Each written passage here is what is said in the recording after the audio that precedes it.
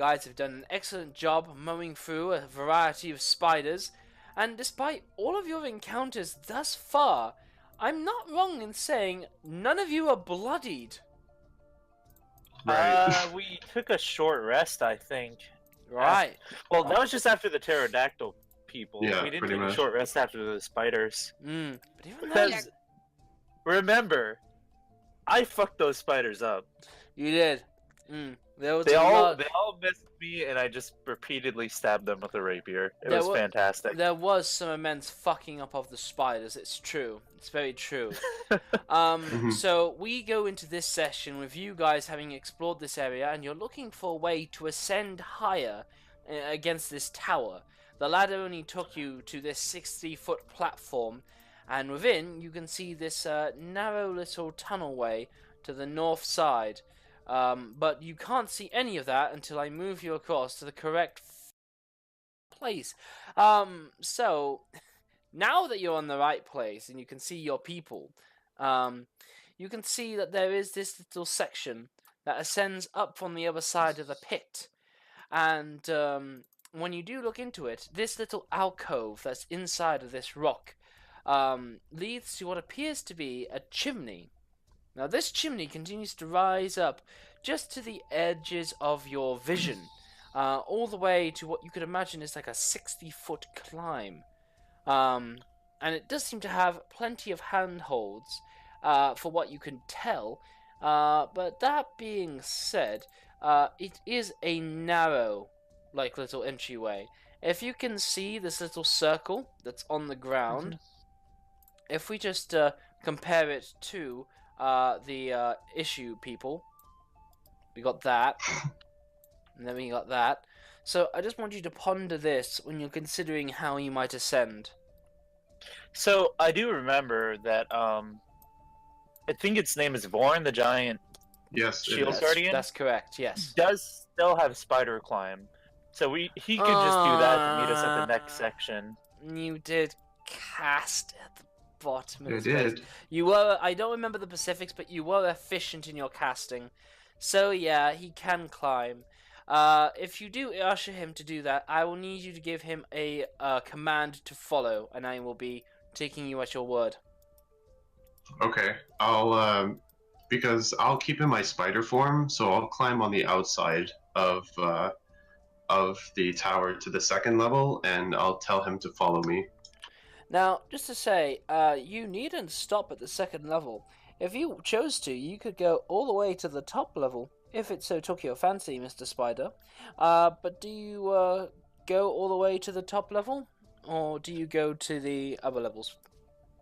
No, I just go to the second level because I want to stay with my companions. So In that case, I'm going to put you here. I'm going to put Vaughn here. And there is 90 feet to cover. Or even more than... No, not more than that. Actually appears to be 100 feet before we take into consideration the next platform that happens around here.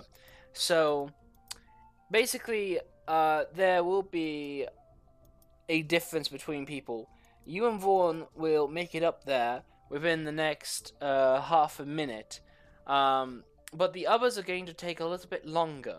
So, I'm actually going to... We're going to have you basically be on the outside for the moment. And you're not Sure. going to ascend at the moment. We are also going to keep initiative, and we're just going to close that up. Now, guys, I'll take away that fire. I need you to tell me how you choose to ascend. I heard Soup say he wanted to go first. Oh, I guess he did. In that case, then... Soup, Yeah. isn't there the pit still full of spider webs? They are harmless now at this point. You can shimmy through them and burn them as you see fit with, whatever you have on hand. Yeah, Soup is... Does Soup have anything that cuts? I don't think he does. Doesn't matter. He has his Nope, hands. he has His hands can remove Yeah, this cobweb. He's gonna work his way through and try to climb up there. He does so. Give me a athletics check. Athletics. He There makes we it up go. there more than fine. Now he goes to the chimney, and there's an excellent little spot that he can already get onto, and he hops on up, and I guess he goes first. This is a 90-foot situation. I don't know what his 1-for-1 is standing for. There's nothing else I can add. So, yeah. Okay. Climbing is essentially half the speed of a creature, and nobody is going to go ahead of Mr. Soup here. So, I will take this bit by bit. Putting Soup back over there. Whatever this red thing is, I'm going to put his red thing. I'm going to remove that bit. I'm going to make it at 10 feet, 10 feet. He is a goblin, so he actually has a movement speed of 25 feet, or is it 30? I believe it would be 25. Very good. Then he will be moving at about 10 feet per round. Actually, doesn't he have a monk level? I Doesn't don't. that boost speed? Or is Maybe that when he not gets to a level? higher level. Let's see. Yeah, He is I a don't. monk.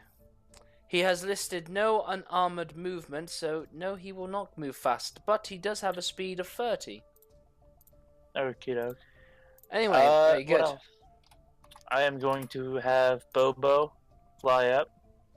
Bobo see can't what's fly what. up past Mr. Soup. Soup being the first one to go up there, he blocks the tunnel as he begins to ascend. The flying monkey has excellent climbing capabilities, but certainly can't make it past Mr. Soup while he's trying to navigate his way around. So, Soup is the signifier for how people can move in. And at this point, I'm going to ask you guys to form an orderly line behind your flying monkey. Alrighty. So let's see a line develop here, please. Who wants to go next? Your monkey could fly on the outside. I BTW. volunteer to go after whoever goes next. I guess Cole also go there. Pelagius should probably go last because he's the biggest. Yeah. Don't forget Yara. I have no control over them. That would be over. That would be Gengar's jurisdiction over the fellow druid. What? You're controlling the other druid, Yara, Yes, as you did before. that's right. I'll just put her here then. Excellent. I see the flying monkey has been put to the side. Is that because you're going to get him to fly outside? Yeah, I don't see why not. Excellent. So, flying monkey shall we put here? Very good. And yes, the team will ascend, but it will basically be at 15 feet per round, essentially. And we'll get into complications later. Now, Vaughn and Mr. Spider, you're under the effects of Spider Climb, which I believe should be 30 feet per round. Mm-hmm. Excellent. So, first round, you all move basically 30 feet, and everybody else moves up by about 15 feet. Soup gets to 30, and basically everybody's 5 feet behind the other after we deal with Soup. But yeah, very good, very good. You continue to ascend to another 60. The team manages to get to 45. You then ascend another 90.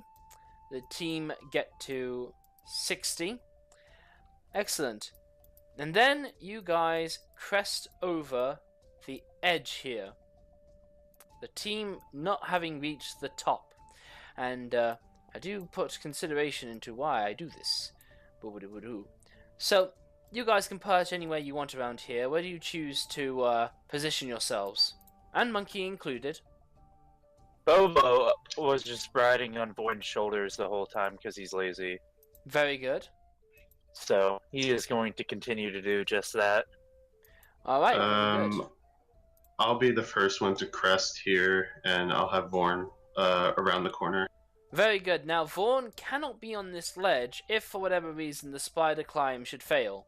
If it was to fail at this moment, the giant would, the large creature will certainly topple over and fall the 160 feet down to the ground. That's only Right. probably a little lethal. It's okay. Hmm. I mean, he Well, is a that's big okay. kind of thing. The spider climb lasts like an hour, so he should be fine. Very good, very good. And that's more or less your turn. The team move another 15 feet, getting to a height of 75. And with 15 feet yet to go, Soup now finds himself struggling to manage the more trickier portions of this tunnel. He's starting to find that it's getting into some twisty spots. I'm going to need him to make me another athletics check, please. Okay. He passes, and he's fine. Kolos, I'm going to need you to make me an athletics check, please. Wow. Ooh, Ouch. now we get into some trouble. Kolos, you begin to lose your footing a little bit, and this is starting to get a bit trickier for you. Yeah. So you essentially get stuck, and Mr. Silamir, I'm going to need you to make me an athletics check, please. Not a problem at all. Do I have proficiency in that? No, I do not, but I do have Jack of all trades to use with whatever, so... I don't think that's how it works. Jack of all trades gives me an addition of half my proficiency bonus to any skill That might be how it works, then. I'm not proficient in. So basically, it turns my -1 to a +0. Yeah, half your proficiency bonus rounded down to any ability checks. Yeah, sweet. So, Alright, yeah, 16. Excellent. Yeah. Very nice. You managed to support Kolos from falling down to the others, and you guys managed to progress up as a unit. Mr. Spider, do you enter in, or do you do anything else? You can definitely see down here. You can see into this dark cavern-like area, certainly. I'd like to go onto the ceiling and kind of inch my way in. Yes, certainly. Boop-a-doop-a-doop, boop, boop.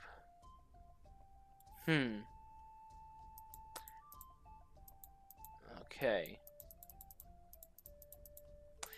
Okay, so... Yeah. You can see into this cave that hanging upside down is a variety of sturges, which should be in your handouts right about now. And they are these, like, blood-red, hairy, elongated, nozzle-like creatures. And they hang upside down, but they are generally resting. And even though you enter as a giant spider, they skitter, they stir, but they do not attack, nor do they lunge at you. Okay. I wonder And why do those things are familiar. Do I see anything here, or is it empty? You venture forward a bit more, and you can see the pit which the other guys are currently climbing up from. Ah, I see. Okay. It is also worth mentioning that when you were looking down between them, at the bottom you did see a desiccated corpse, and you saw what you believe was the glint of gold and gems, lied tattered through the clothing and rotting purse. Put your spider leg down the hole to help us out. So we can just grab onto it, and you can yank us out with your spider leg. I'll kind of get ready with my my web shooter. Ha! In case one of them falls, I'll just pull them back up. To be honest, that's kind of a dope idea. I really like it. I won't lie. But I really like it. I really like it. You could have come up here, and you could have provided a sticky rope for everybody to climb. That would have been super cool, actually. God damn it, that's really cool. Anyway, yeah. It's okay, he's kind of doing it now. You plug your butt at the end of the, funnel as the natural light starts to get blacked out by the unnatural large, chittering spider-like creature. And Soup is the first to see this, believing it's his friend. They go up another 15 feet, and they are at the surface. That is their movement, so putting you guys over here. we have Soup coming out first, and you know, you're gonna have to like start moseying on out if you want to like get everybody out here, because it's gonna get really cramped soon, to the point no one's gonna be able to exit. I'll just move to here. Very good. Then Kolos comes out. Oh, Soup I don't want won't Soup to inhabit be the space. inside. Yeah, Kolos comes out. Then Silamir comes out.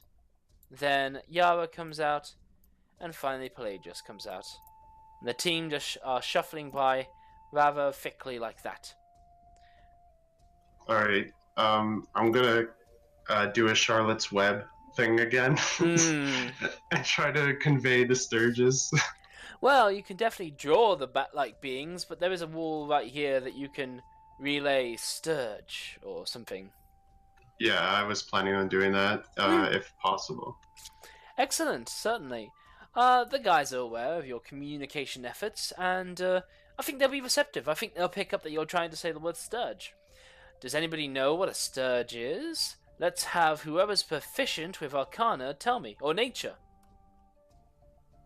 I do not think I am with you. I'll let Yara do that. Yes. So nope, she doesn't know a thing. The little forest gnome says, oh, I think they're like a rhino-like thing. I'm not sure. Anyway, sorry about that. I'll just hiss at her, like, that's wrong. You chitter your mandibles and click the bones together, the fangs. But yeah, somebody's got to move. Bobo hears me, so he is gonna fly down the corridor towards me. Alrighty. And then he is gonna see all the Sturges, and he's just gonna fly back. Alrighty. Okay. Yeah, the Sturges scuffle. Yeah, but you gotta move. Can't stay in this alcove forever. Yeah, we're blocked by the giant spider body. No, I'm moving. I just want to try. Am I able to like make like a huge wall of web along this? Yeah, totally. Okay, I'm gonna start weaving my web, I guess. You do so. You use your spinnerets to basically focus your time on making a large bit of webbing, and certainly, yeah. All right. And I'll wait for the others to move along, I guess. Somebody that can do more than 1d4 damage to these at range, I suggest should follow. Oh. Okay, so yeah. I just have vicious mockery for my range damage, so your range damage, nice.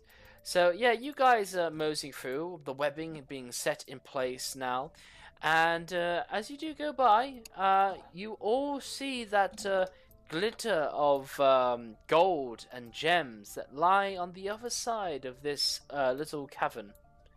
Been a long time since you guys found any treasure. Oh no. I do like money. I haven't found any treasure because I have just recently joined, so do you know what I'm going to do? Oh, well, no. you got to move your token so we see what everybody is before you tell us what you do. I'm going to move to here. Yes. And I'm going to play my bagpipes. Excellent. We are prepared this time. Soup is gonna track up, like, right behind me. Cole Else is just gonna turn around with no, like the... you're not gonna move when it's convenient. You're going to go right into the bagpipes, and you're going to stir everything up, and the sturges all screech and fly and rattle back and forth, as they are certainly very frustrated and antagonized by your efforts. Though, they all get stuck in the web. Can I roll performance to check to see if the Sturges enjoy it? Maybe they're just trying to fly forward to show their appreciation. Yes, that might be it. But they all eventually get themselves trapped in this perfectly set up netting. The Sturges hate it. I think that's fair to say, because you wanted to know if they did it through their performance. So, no, these Sturges come to you because they hate you. But everyone else loves it. With Everybody else loves it. It's You are fantastic. you're too good to be unappreciated. But all these Sturges are trapped in this webbing, just trying to flap their wings to no avail. And they suffer more bagpipes. I am just going to, holding my bagpipes in the one hand, I'm going to take my rapier and stab at the first one I see through the web. God. Through Stab at it, though, so I don't cut the web at all. Yeah, Just you one by thrust. one pierce the beings of each of these bats, these Sturges. Oh my god! As Wow. you just have a collection of dead bats, while still making their last sounds being those of bagpipes, as you just litter this cobweb in a decorative set of dead Sturges that bleed out profusely until the cobwebs are dank red with dripping blood. Well done. Kolos is just standing there like, what the fuck is happening right now? Yeah. I put down my bagpipes. Oh. I hold down my shish kebab. They all And- kept on the other side. They're all still strung up in the spider web. I just motion towards their giant spider friend. Just like, are you hungry there, lad? I hiss in annoyance of your animal brutality. Well, go on then. Don't let me stop you. Wow. I'll take down the webbing. Well, you as make it best into a as I can. cocoon.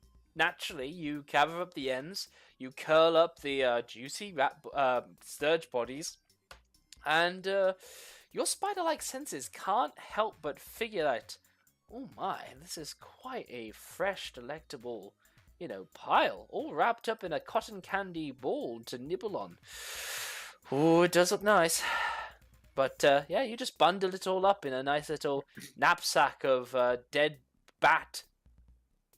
From now on, he just brings it with him everywhere he goes. Well, anyway, yeah, you clean it up, and all's well. Soup goes to pat me on the back for my amazing bagpipe playing, and when he does so, he sees the shiny things. And Yes. Soup cannot resist the shiny, No. because he is a goblin. Yeah. Where'd Gengar go? Probably a disconnection issue. We'll have him reconnect when he can. So he yeah. is going to check out what's in here. What is so shiny? Make a deck saving throw! No, not really. Oh, jeez. But you will see this dead explorer, and there is a gold and carnelian ring that's worth 15 gold pieces. Oh no, sorry. It's you find 15 gold pieces. The ring is worth 60 gold pieces.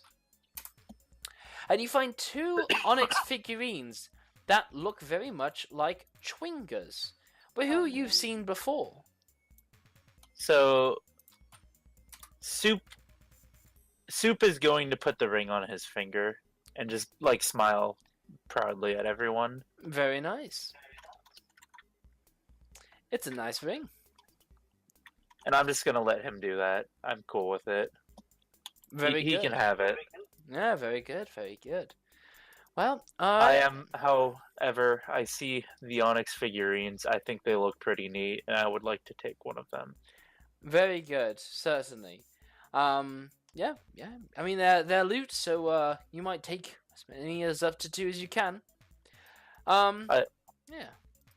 I am going to kindly ask, because I'm moving in now too, if it's alright with everyone else if I take one of these. Yeah, sure. Alrighty. How much would you say one of those weighed? They are of uninteresting weights that don't matter. Okay, so it's like a chess piece level of size. Yeah, I think a chess piece Got it. level is pretty good. Alright, so there's still one Onyx figurine and 15 GP to divvy up, however, we want to divvy it up. Indeed. Don't think the spider can particularly take loot at the moment. I can hold on to it for now. Mm. Or his cut of it, or whatever. Indeed, totally. Okay, so, yep, you divvy up the loot. And now the difficult part is you guys will need to move across the edge here to get to this wobbly ladder that's set to the side. Not for those who can joy. fly or have spider climb and whatnot, but for everybody else, this is actually going to be your means of going up now. Huh. Well, that sounds super fun. I am going to not go first because I will leave that to someone more capable than I. Okay. Well, basically the first one to step up here will be the first one to have to mosey across. Wait. Couldn't we have our spider friend do exactly what was suggested earlier? Climb up and then use his butt web to assist us? Or You at may the certainly very try. least, However, if He you could- look over here, the opening is not in line. So true. he could, however, take you to the top here, and then he will have to descend his web a good 140 feet down, which I don't believe he's going to be able to naturally make. Well, actually, and I'm going to suggest this. He could climb along the side because he's safer on the ledge than us, and just use his web as like a railing to help us along. Sure, certainly. Something to grab onto Certainly. and help guide us along. Certainly, by all means. He could also That is- potentially ferry somebody. Yeah, somebody Yeah, could it's ride him. the smaller people probably. One of the smaller people. He also had Pelagius on him earlier. Oh, that is true. I forgot about that. Yeah. I think he may be getting a bit tired, that giant spider. Might fancy somebody lighter for a change. Yeah. Might not want to carry Silomir. Excuse me, but the back of a giant spider is the best place to play bagpipes. Just saying. This is common knowledge. Yeah, yeah, definitely. Did he Yeah. Did he slide into your DMs at all? No, he has not slid into my DMs. Okay, so small technical difficulties there. You have thoughts and plans to do with a butt railing made of butt juice and webbing, which is perfectly viable.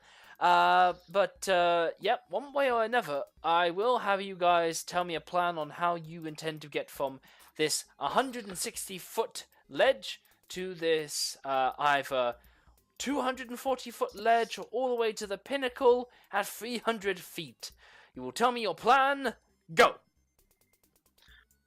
So, like I had said, our good spider friend can crawl along the edge here and create like a railing, so we have some assistance getting across.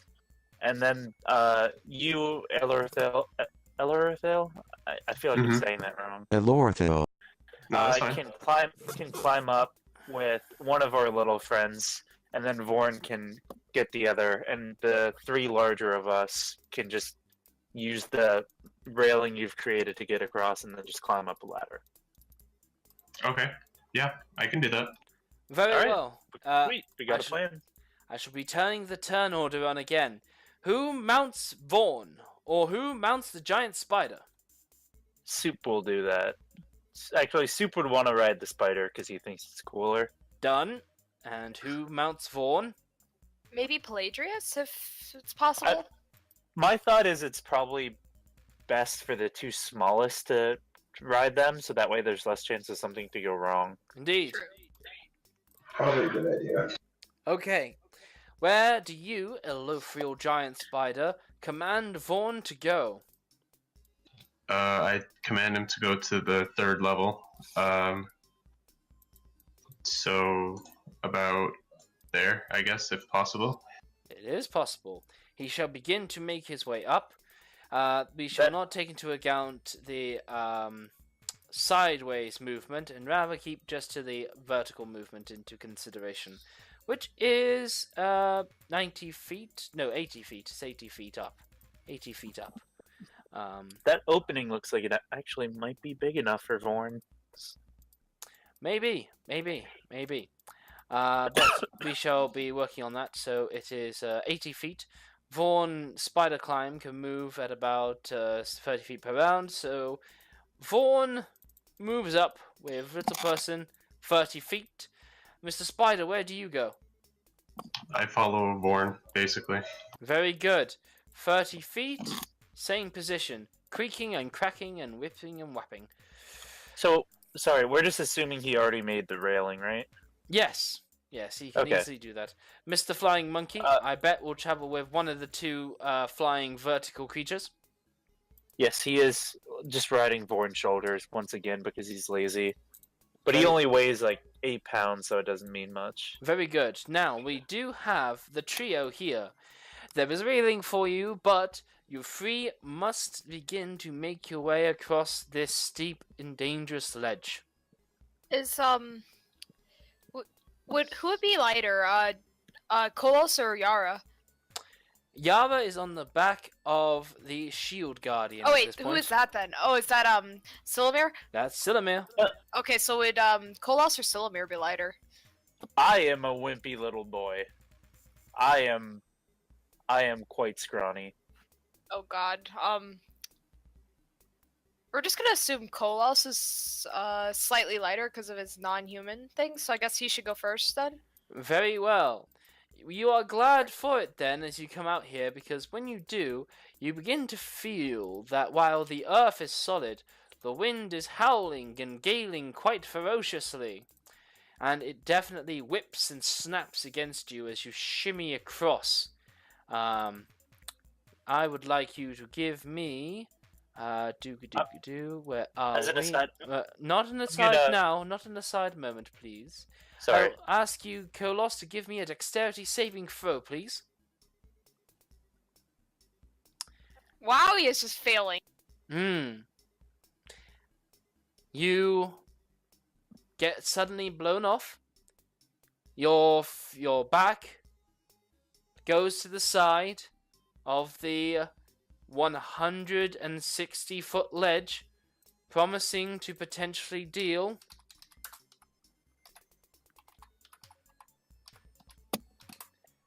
47 points of damage to you. Oh my god. Oh God. And you rolled with advantage because your other hand stuck to the webby railing. I what? Your other 'Cause of hand the web stuck to the railing. webby railing, yeah. Oh, sorry, you cut out earlier. That's why I was asking. Okay. But yeah, you managed to hold on just dearly, and you shimmy across. Lit. Very lit. I am going to follow along within like 5 feet. Try and be kind of close. Give me a dexterity saving throw. I feel like this will go horribly. It goes fine, and you shimmy across. And Okay. Pelagius, please give me a roll, otherwise known as asymmetrics. Oh, okay. Now, Pelagius does have the advantage here. He does.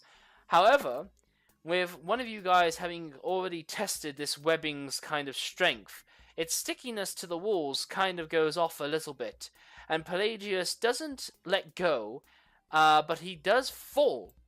He suddenly falls off, and the webbing starts to turn into an elongating kind of webby like rope. And Pelagius is suddenly giving himself into a swing. I want to ask him to give me an athletics saving throw to hold on to the rope. Oh my God. no. So Rip! what I would like to do, actually, and tell me if I can do this or not, is seeing this happen, I would like to cast Unseen Servant to try and help pull him up. Cast time. The cast time is 1 action. You cast your unseen servant. You break the spell to do it. Your unseen servant stops the rope like a cord that's being pulled out from dry plaster. You know, the web rope continues to come away from the wall, and your unseen servant and you both hold on to it. From what you can tell, your unseen servant is not strong enough to stop this part coming away from the wall, and rather, this magical force, I believe it's not the case that it falls because it lacks a body, but its immaterial body's strength gives way, and it gives you the clue that you should do the same. Pelagius, unfortunately, fails to hold on, and despite, even if you deemed to risk your all into holding on to it and to try to pull him up, it's his own grip that suddenly gets his own heavy armor to weigh him down, as he suddenly just like bungees down out of it, snapping the webbing as he falls. And that's when he awakens to his were-tiger form and has resistance to non-magical damage, right? Pelagius will take 50 points of damage. I'm pretty sure he's unconscious. Outright. What? Oh, I'm sorry, I'm wrong. He has 36 points of damage. He's not killed outright. What is the distance of healing word? 60 feet. 60 feet. I cannot do that. We'll just put him in the bottom of the... Wait. I can cast my spells through my familiar. Excellent. Your familiar is higher up. Bobo is gonna fly the fuck down there as fast as he can. He's gonna dash like a little down ambulance. There. Excellent. Yes. But Bobo the fucking ambulance is dashing down 60 feet. No, this is going to matter. We will go into initiative. Oh, going God. from Pelagius' turn. Haha. He has just messed that up. And let's presume everybody stays still to deal with this shenanigans. Bobo has gone 30 feet up higher than where you guys are. He's at a height of 190 feet. Height matters, son. This is very true. So 190 dash. I've put it on his token. Now, okay. Pelagius has just taken that damage. Silamir, your Bobo doesn't have a turn, so this will happen on yours. So, why don't you give me that Dexter... Well, why don't you get Bobo to dash? He can dash up to... He's gonna dash down. How far that can would be he dash? 60 feet, so that would bring him to 130 feet down. Exactly. Because his flying speed is 30 feet. Exactly. That gets him to here. I'm gonna double check that real quick. I'm pretty sure. Yeah, his flying speed is 30 feet. Very good. Alright. I don't think anybody has anything they want to do. If they do, tell me. But, Pelagius gives me a death saving throw. That is a pass. Damn. I believe it's... This is stressing me out. Wait a second. Same. Do I want to do meat grinder mode? Ooh. Ooh. He comes back next week. Let's try to give him a character to come back to. I mean, he can already like get rid of the fact that he won't have to deal with a lycanthropic person. Do I want to turn on meat grinder? I think you guys asked not to, so yeah, that's a pass. That's a pass. Alrighty. Otherwise, it would have been DC 18 to pass. Oh my god. Anyway, Yara don't think can do anything. Selimir, you dash Bobo down till he gets 70 feet. Exactly. There we go. Back to Pelagius. Pelagius, give me a death saving throw. Oh, sorry, I accidentally hit it twice. We'll be We'll go taking the with the two. first result. Yeah, no problem. That's a fail and a pass. And, yeah, Silamir, Mr. Monkey, dashes down another 60 No, feet. he does not dash. Oh! He moves Ah. 10 feet, and because I can cast through him in the range of 60 feet, I am going to cast Healing Word right the fuck now at first level. Excellent. Now, this is familiar. This is the familiar spell. Yes, the wording in Find Familiar states that... Independently of you, always obeys your command. In combat, it rolls its own initiative. It can't attack. It can take... When your familiar drops to 0. When your familiar is within 100 feet of you. When your familiar is Yes. within 100 feet of you. And you guys are at 160 feet! Exactly. It is literally just within 100 feet of me. I've Height planned this out as well matters. as I can, okay? Height matters, boys and girls. Height matters. It's literally perfect to just barely cast Healing Yes. Word. And I am Ah. going to do so at first level, because I'm using all my spell slots here. It's like the And I scene am from going to- The Amazing Spider-Man 2, where the spider web reaches out and forms like a webby hand, which would have been great with Mr. Big Spider Butt. But yes, Pelagius heals for 6 health. Oh God. Oh, and he thank the is Lord. instantly stabilized. He's just like, But- what the fuck? There is going to be some consequences for such a Broken fall. limbs. Broken arm, broken not- leg, whatever. Not, He's crippled for life now. we're not too far off. Oh God. Hang on, have I got anything? I'm gonna need a moment here. Gotta go to the DMG because I think it's like an optional rule. We got rules here. It's not gonna have it, is it? Action. Hey, honey. Pelagius fell 160 feet, and now he doesn't have his right arm anymore. No. I'm not gonna do that because it's a crush. He's not lost an arm. He could have been speared by an offshoot of branch and whatnot. But no, I think I pretty much know what I want him to do. And this is done because he took an immense amount of damage. Not enough to kill him outright, but we were not far off. That is the player's handbook. I need the DMG. Tra la la la da da dee doo da ba ba dum bum bee ba dee da doodly doo. So, I would at least see he's conscious, right? No, not at all. You've just like casted what may be a foot in between this encompassing foliage. You can barely see him as a target, quite honestly, aside from the ruffling of trees that have been left in his wake. Well, seeing through Bobo's eyes, I mean. And Bobo would still be above the foliage and have difficulty Oh, looking yeah. down at this 60 feet. Hang on a second. I'm just gonna yell down as loud as I can. Oi! You alright there? He's just kind of still taking in the whole event. He's mildly traumatized. Certainly. Just I think Give me a mildly second is here. lately. give me a second here. Oh my lord. Just start playing your bagpipes in remembrance of him. Oh no. Exactly, I am playing a morning song for Pelagius. This is the best morning song ever. Oh wow. Yeah, God. this is something else, I guess. Yeah. Oh my God.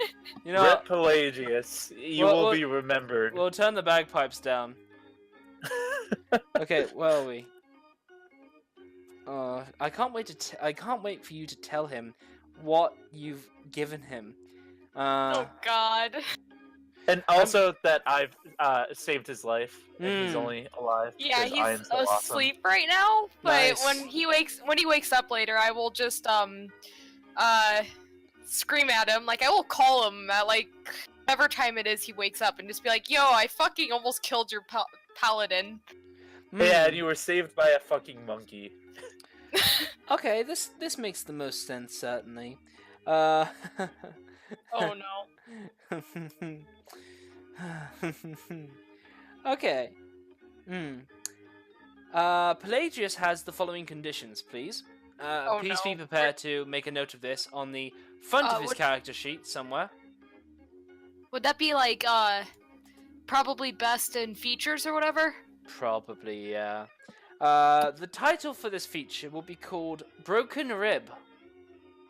Or Broken Ribs, plural. And to explain it, it's like internal injury, but the DC is lowered. And it goes like this. Whenever you attempt an action in combat, let that sink in for a moment, you must make a DC 10 Constitution saving throw. On a failed save, you lose your action and can't use reactions until the start of your next turn. The injury heals if you receive magical healing or if you spend 10 days doing nothing but resting. He has received magical healing, but I'm going to ask for a lesser restoration in this case. Could he... Sorry about my voice cutting out just a second. I like that you did that out of fear of what he may actually have to deal with. He has cure wounds. When he wakes up, he Yeah, has lay on hands, which is a lesser restoration, quite honestly. But when he wakes up... Basically anything beyond healing word. Correct. Gotcha. Jeez. Bobo is gonna fly back up. Wonderful. That was fun. It's just going to be a shame he's never going to get to see his own lingering injury, as he has to make a DC 10 con save every time he wants to attack, or dash, or disengage. I kind of want to leave it there. Just for him.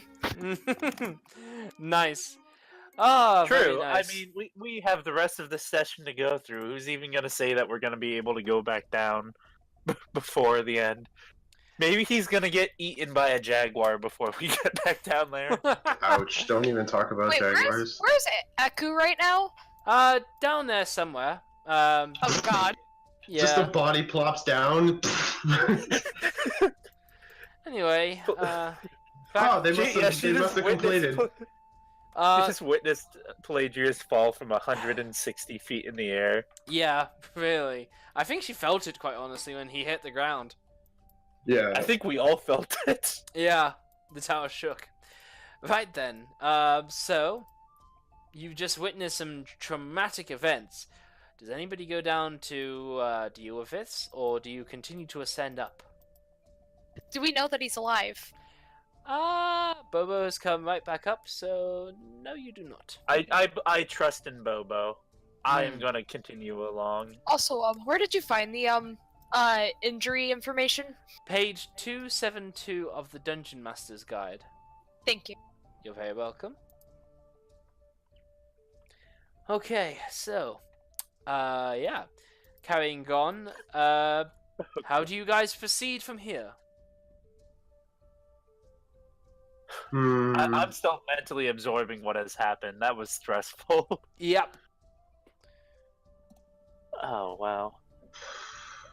Seeing as, honestly, like, thinking through my character, since he's witnessed already a death of one of his apprentices and stuff like that, Yeah. he's gonna chitter to, like, he's gonna actually mentally tell Vorn to take soup, and I'm gonna start climbing all the way down there. Oh, give me a wisdom saving throw, please. Okay. Oh, very nice.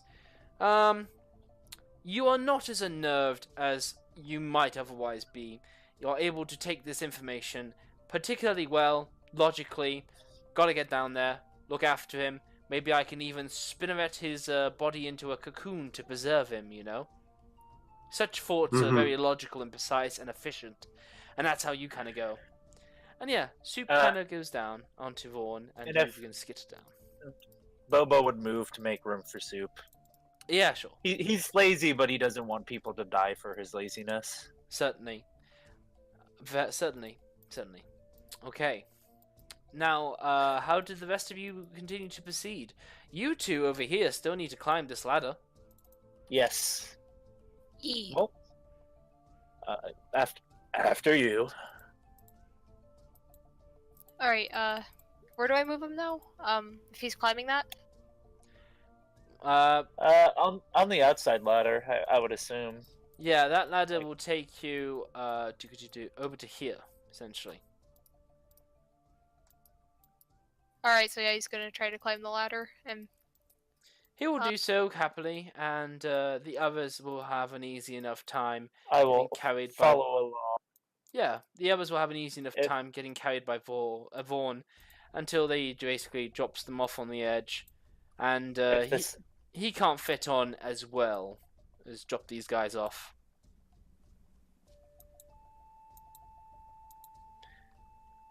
May I just make the suggestion that Vorn climb all the way to the top where he'll be safe in case Spider Climb wears off? Well, Certainly. It's an hour. How long has it been since we first entered? It's all been thickly combated and whatnot, but at this stage, I'd like to say at least half an hour has passed with all these traumatic events that's gone on. Okay, then I'll order Vorn to go to the top then, just to be sure. Very well. climb I will up keep the Vaughn ladder. on your initiative turn. After Vaughn has finished dropping you off, and Mr. Bobo keeps close and outside, Vaughn continues to climb up to the very peak of this tower, upon which he disturbs a variety of terrorfolk. Oh no. Yes, I will take nothing else other than everybody going back to your initiative order. Woo! Yay! Yay! Still trying to find that in the thing, the DM handbook. It's Page okay. Vorn 272? will just Yeah, I looked Vorn there. will just smack all those And- Pterodon people down. So you may think, we'll see. But basically, it would be Vaughn's go, who is essentially on Elophiel's turn. And so basically, we deal with things there, as when he gets up there, you hear a resounding cry of screeching terrorfolk yell out, while there seems to be a cacophony that joins in from down here, as yet more huddle out from this corner as they try to take flight to come join their brethren above, only to find that you block the way. Ooh. Oh, No. I Oh, blocked no. the way. Darn, this is bad. Yeah. Okay, Mr. Spider, you are considered at the bottom of this, so it's 0 feet. And you are... I think you're actually in range to communicate with Vaughn, but Vaughn cannot communicate to you. That's fine. I hear the familiar cries of the terrafolk, and I kind of mentally whisper to him. I say, "Now, Vorn," and he's gonna cast a moonbeam. Interesting. I remember you were efficient, so I have to say this is all working out somehow. So yes, he summons a moonbeam that, there's no other way to say it, and there's no other way I want it to happen as. His hand opens up to reveal an inner tube that casts this moonbeam straight out of his hand, like a Tony Stark hand laser, most definitely. Even though it still turns into a cone when it gets to another enemy. Where does he summon it to? Like in the diameter of my arrow. That way it hits these three, if that's possible. We'll see if I can draw it. It can work. Draw shape. Put that there. 5. Is it 5 foot radius? Yeah. I think it's a 20-foot radius. I think it's No. something absurd. No, that's No, a not bit 20, 10, absurd. It's how far I can 10. move per round, certainly. 5-foot radius. 5-foot radius. There we go. Now, we covered good old Moonbeam. This only Yep. kicks off at the start of their turn and no other time. I Yeah. think when you initially cast it, it might, but other than that, no. Start Because of when the they turn. first... Yeah, or... Yes. We covered Yeah, this. it's only at the start of their turn, and you can't. Or starts its turn... Yeah, you're right. I think it Okay. also counts if they have to voluntarily move through it. However, start of their turn, you will catch 3 of them. And that will Yeah. be that turn. Well, you can also move your spider if you like. It'll be a tricky round for your spider. Did I cocoon Pelagius? No, you haven't. You just got down there by the time all this kicked off. Okay, then I'll do that firstly, and Alright. that'll be my turn. Excellent. It is Soup's turn. I've, by the way, done this encounter before. It is worth noting you're going to be most effective if you can be at both sides of this little tunnelway. Yeah. That thing actually is just outside the range, so range of opportunity attacks. So Soup is gonna move right here to block the way. Yeah, certainly. That's not the way they're looking to go. They're looking to go the opposite way. And while Soup is looking down this place, he can see down this way to reveal that there is a cavern If I move this terrafolk, you'll see that that's a brick wall. So they wouldn't have been able to give you opportunity attacks. They're really alcoved in here, and they are squashed I just in. wanted to make sure there wasn't a way out. Certainly. And Soup is going to... I think he has a ranged attack, doesn't he? Yeah, he does. He has Toll the Dead. He is going to Toll the Dead. Ring out the bells! Which one does he choose? Just the first one he sees, which would be This fella. the front one on the right, yeah. Excellent. That terrafolk gives me a wisdom saving throw. He passes and takes nothing. Indeed. That's Soup's turn. Let's just remove Pelagius from the turn order. Yeah. Yeah, that's probably Ouch. fair to do. Yara Towels go. Right. Let's see. I don't know what she would do. Must have some spells. Yeah, it's just I don't know what I want to cast. What is this? This is... Helps her get some nasty fingers and claws so she can melee attack, I believe. Yeah, she gets some what acid is in her the- teeth or nails, and then she makes a melee attack with that primal savagery. Oh no, I have an idea. So she's going to move to here. Ooh, earth tremor. Ooh, Yeah, I was gonna do that one. ooh, I'm pretty sure this thing could handle it. But I love the thought of Well- if it couldn't. Okay. Oh my god, you're going for it. She forgot to attach the DC thing for the dexterity save. Oh so, yeah, she did, didn't she? For the wisdom modifier. So, wow, let's check this out. Okay. Oh, that's not the right place. Back to spells for you, and where it says. So I think it'd When probably actually be DC 13 if she attached that, but Well, her wisdom modifier if is this only will 2. Stop going back. Okay. If it will stop going. so back. yeah, it's a DC 12 then in that case. One. Let's take it out. Add ability modifier, damage or healing, saving throw. Spell attack. Neither. Spellcasting ability. Drop down to charisma for druids, or is it wisdom? It's wisdom. Done. There we go. That will be connected now. You can click this again and see how it's changed. Okay. Today? There we go. There we go. There we go. Oh. So you should see it's all good. I clicked it as well. Okay, so one bit of damage, DC 12, and you cause a tremor in the ground within range. Very nice. Each creature other than you in that area. The area being 10 feet. Right. Okay. In the ground within range, range being 10 feet, each creature other than yourself in that area must make a dexterity saving throw. If the ground in that area is loose, solid, or earth, it becomes difficult terrain. With each 5-foot diameter portion requiring a 1-foot minute to clear by hand. Okay. And it would be loose, or would it be loose earth or stone? They have I'm not sure if it entangle. would. Very nice. Okay, very good. Oh, I could have given them the entangle spell card. Right. Okay. So 10 feet. Basically, from what I can tell, she chooses a spot within 10 feet, and that 5-foot cube becomes loose earth and whatnot. This terrafolk, I presume this one right here is going to make a dexterity saving throw, right? Yeah. Excellent. And it passes. he passes. And when passing, knocked prone on a failed save.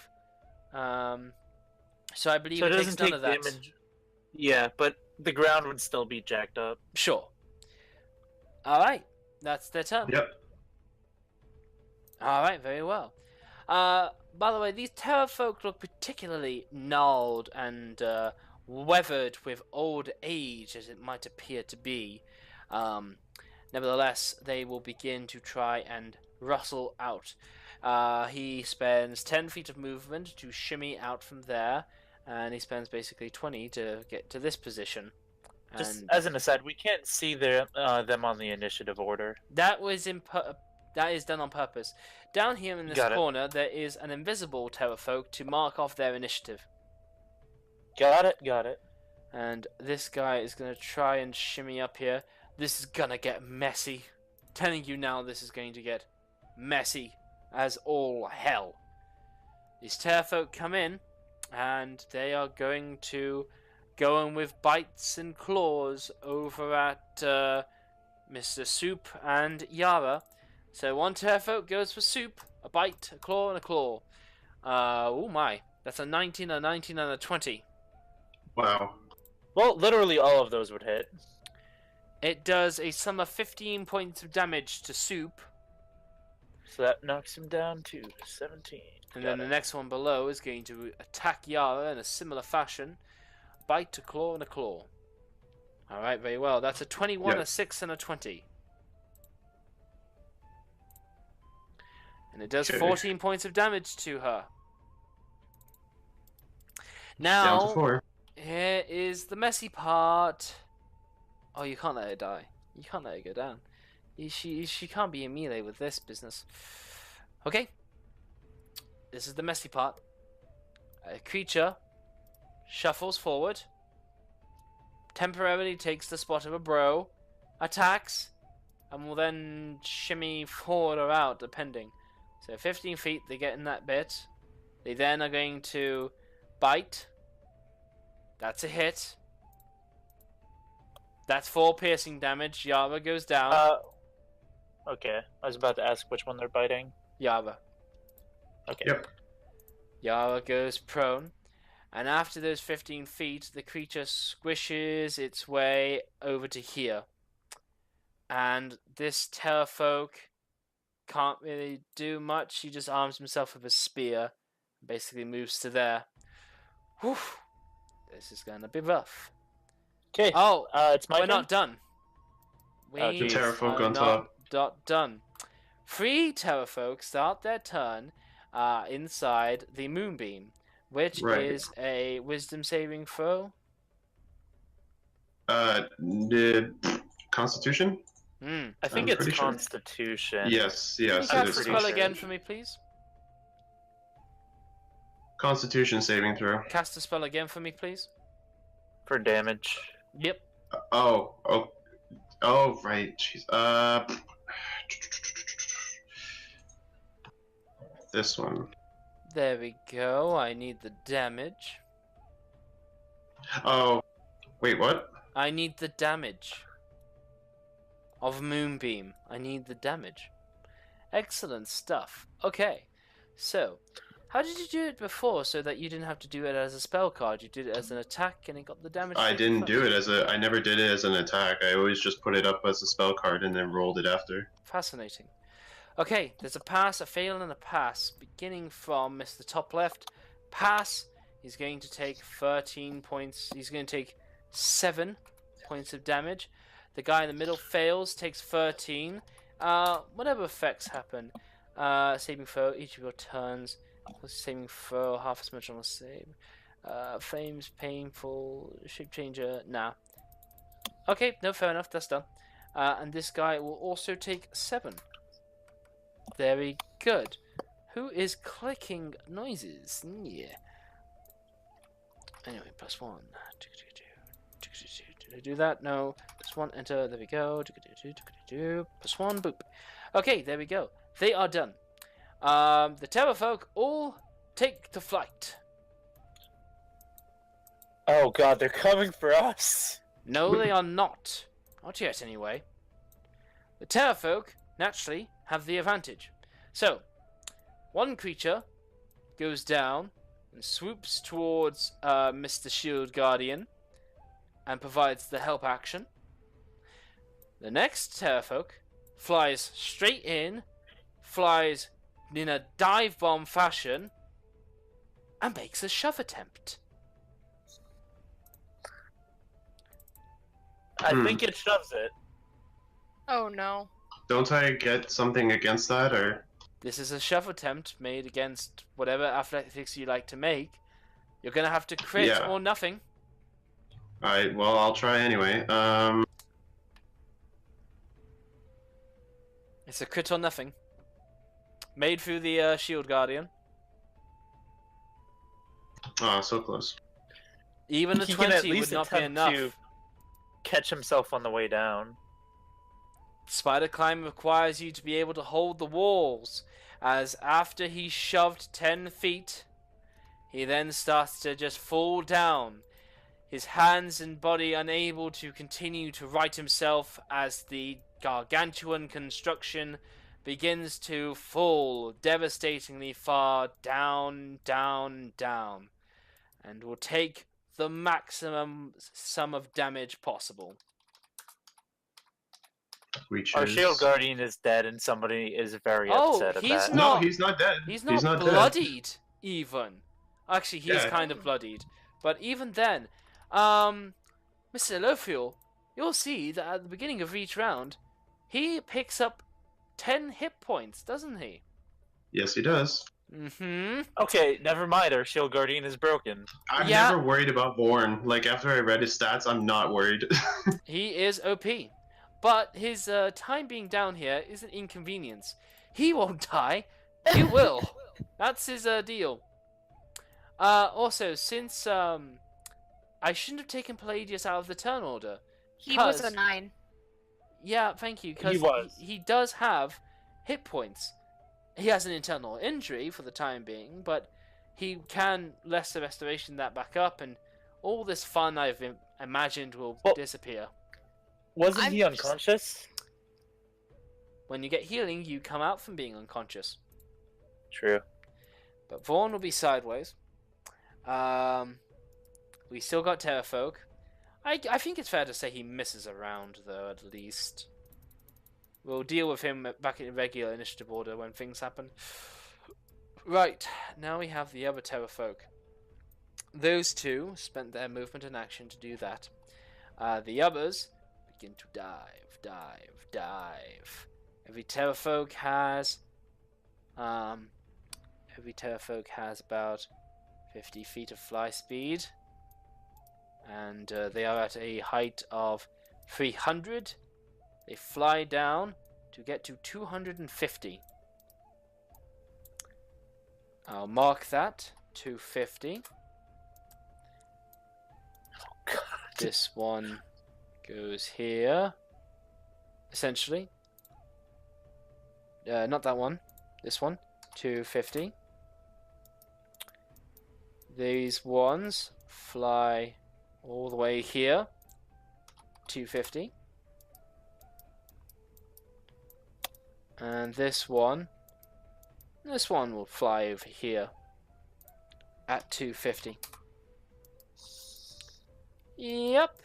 I think it's also well, Vaughn will need to give me a Constitution saving throw, I guess, and Sure. the DC is going to be 32. That's an initiative roll for thingy. A Constitution saving throw for Vaughn, please. If it's Yeah, it's half Right. the damage, or it's 10. And in this case, the DC is 32, so Vaughn's Moonbeam disappears. Yeah. Very good. I think that's fair. Alrighty. Now they move to 50 feet, but the Terrafolk aren't done. Oh At no. 50 feet, Mr. Monkey, who we shall presume is at a height of 240, is 10 feet lower down and is an equal distance as described horizontally to the please others. not. Bobo. I'm sorry, but these things are hungry for flesh, and Bobo will make a tasty dinner. He shall throw his only one javelin at Bobo. That's a miss. That is a miss. Then the second one will throw its one javelin at Bobo. Oh god, no. It has a strength of +2, so Oh no. even a 1 is going to kill him. Oh no. Yeah, because he had already taken a hit Oh, no. earlier. Mr. Bobo. He vanishes in a poof of smoke. But not before No. you see him at least start to be like squealing in a monkey tone, going as he kind of screams down the Shit. side of this pillar, suffering no. for a couple of seconds before he does disappear in a poof, and the javelin falls to Oh. the ground. Oh. Yeah. Selimir would like to rage. Take a level in Barbarian, then we'll talk. Barbarian, yeah. So many want to be the There you go. Barbarian. Okay, so, not gonna lie, things have started to look a bit bleak for you now, hasn't it? I am going to. It's my turn, right? Yes. Healing word, bonus action. Yeah. On our unconscious comrade. Very nice. Very, very sensible. Excellent First work. level. Very I have. nice. Oh god, I'm very low on spells. Mm. And then I am going to. Damn, what should I do? I am just gonna stab at the one in front of me with my rapier. I don't have much else I can do. Very nice. These are... I'm gonna use inspiration. I You am not spend that it, one and in it becomes a hit. Fueled by the memory of Bobo, you strike your rapier out majestically, ready to take vengeance for your fallen friend. And when you do strike into this feeble terrorfolk, he is particularly weak. These are not young, spry terrorfolk. These are definitely older ones, who are apparently weaker with age, though no less sharp and nasty. I'm just gonna say, boy, was that your child whose eye I poked out earlier? They kind of squawk and go, just clicking their beaks. And that's it. That's my turn. Very nice. Okay. It is now Kolos, your turn. Alright, he's gonna longbow at that guy. Very nice. Let's see it. He's taken a lick of damage. That will be a hit, and you will do some good damage, but not enough to kill him, as you will just give him a nice glancing shot across his very taut little stomach. That's your turn, I Alright, think. that'll end it, yeah.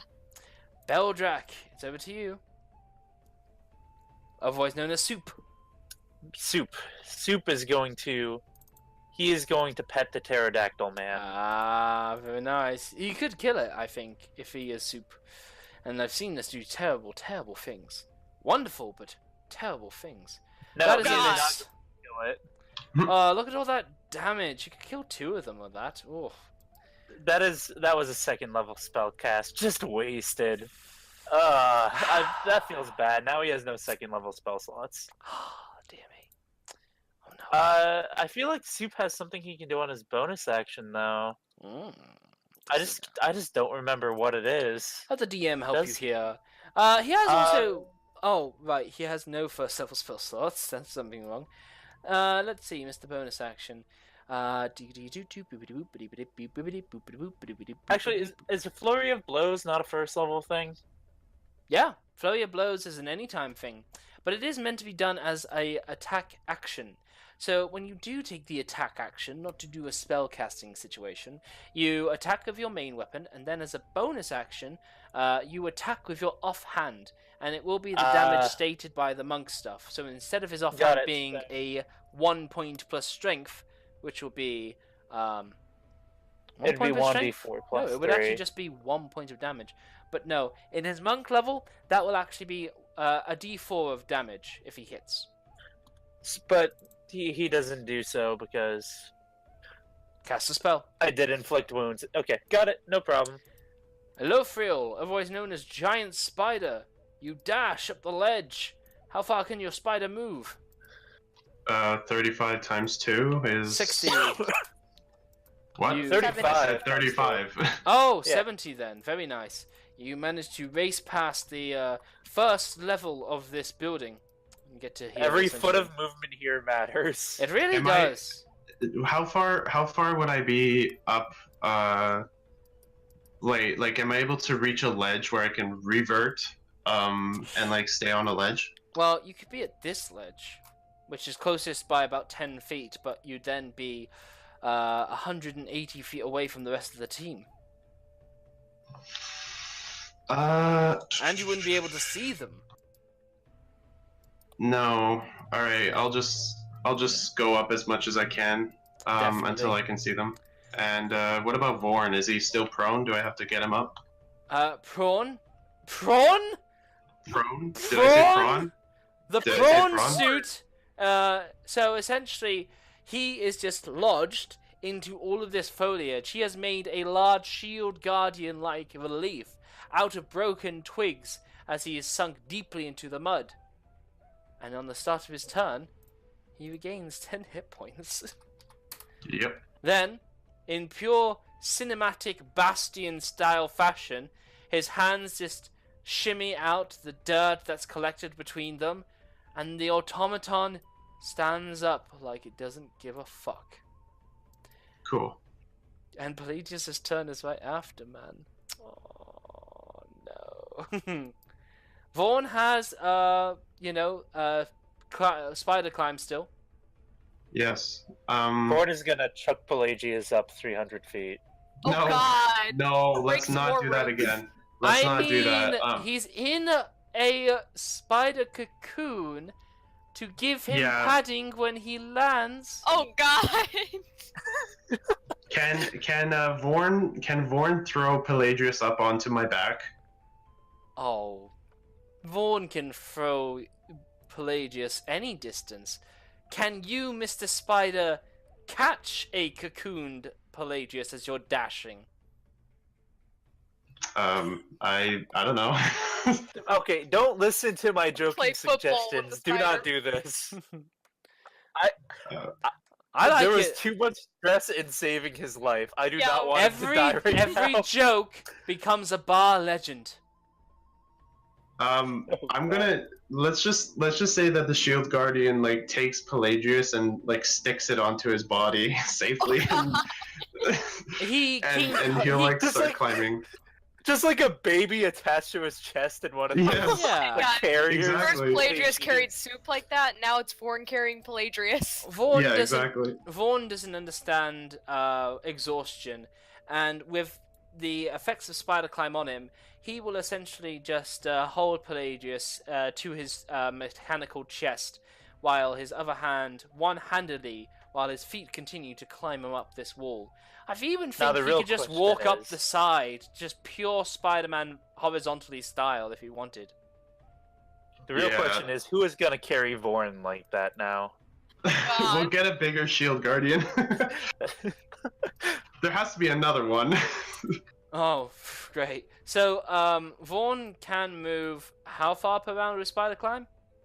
30. Alright, Vaughn dashes to a height of 60, following shortly behind you. Alright, there we go. Cool. That's your turn. Pelagius' turn. He is just- conscious and not feeling too good. And he is not gonna suddenly- Do he's anything. suddenly stuck in a cocoon. Oh yeah, he's just gonna be like, what the fuck is happening? And while thinking that, he also goes, "Oh, my ribs! Oh no!" Oh God. Uh, I'm seriously considering leaving that for Frederick. If you want to get rid of it, it will cost only 5 points of his lay on hands to remove it. We're gonna leave it. Very good. In that case, does he do anything this round? Aside from some sort of like identity crisis, no. Yeah, he's just like, oh, maybe this is how Soup must have felt when he was my baby goblin ant. Oh God. Yeah. I have a whole new respect for my little goblin friend. Oh God. Yep. Alright, that is his turn. Yara's turn. She is prone. What's more, she is considered dead by these creatures, so she can definitely surprise them. Let's see what I can do then. The one by me is already injured. Yeah. Okay. She She can potentially also kill has Entangle, and we have a spell for that, but I can't bring it up. But yeah, bust out a heavy metal spell. Don't pussy it with the Earth Tremor, which you did not take a spell slot off for. Let's fix that. She has Oh. Primal Savagery too, which is 1d10. Mm-hmm. Indeed. Yeah. Which is an option. I may as well just do that, I guess. I'll just. Before Oh. you very hastily go through this, why don't you look at Healing Spirit for a moment here? because you call forth a nature spirit to to soothe the wounded. This intangible spirit appears in a space in a 5-foot cube. It's a transparent beast. Until the spell ends, whenever you or a creature you can see moves into the spirit space for the first time on a turn, or it starts its turn there, you can, requiring no action, get a d6 hit points. Oh, and it's a bonus action too. Yup. It can okay, just do a flyby heal of everybody it just flies through. Just to give you options, you know. And it's intangible, so you could literally put it on yourself and heal for 1d6. Yeah. Alright. Well, I'll do that first then. Very good. I've ran for this before with a little occital beast that was the healing spirit there. Let's see. What does Yara want her gnome? She'll summon a dove. She'll make it a dove. Okay, these are neither dove-like nor anything close to what I want. Okay, how about bird? Can we get bird? Oh, you know what? This is just great. She summons forth a raven in a suit. I like it. There we go. There you go. Done. There we go. She summons forth It's a a raven butler. in a suit. Yep, it's going to be controlled by Mr. Ilofriel, since they're controlling her. And it just moves around. So, how it works is, where does she summon it first? On herself. She starts her turn with this creature over her. I'm going to say that this works differently than the Moonbeam. And it will, when it goes by a friend, it does the healing. And when a creature starts its turn there, it does its healing.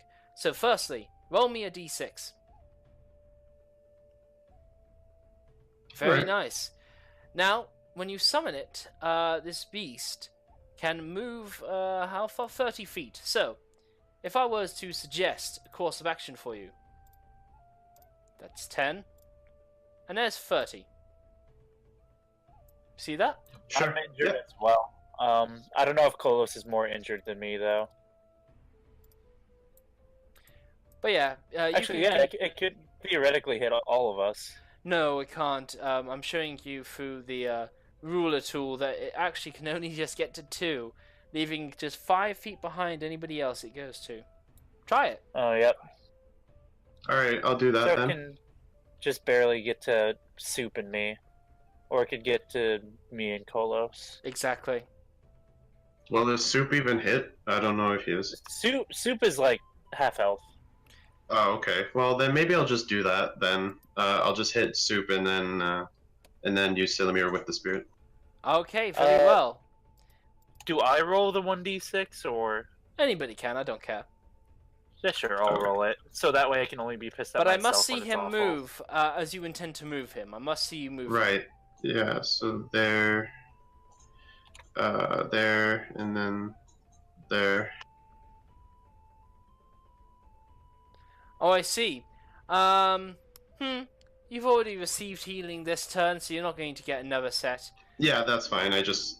Very well.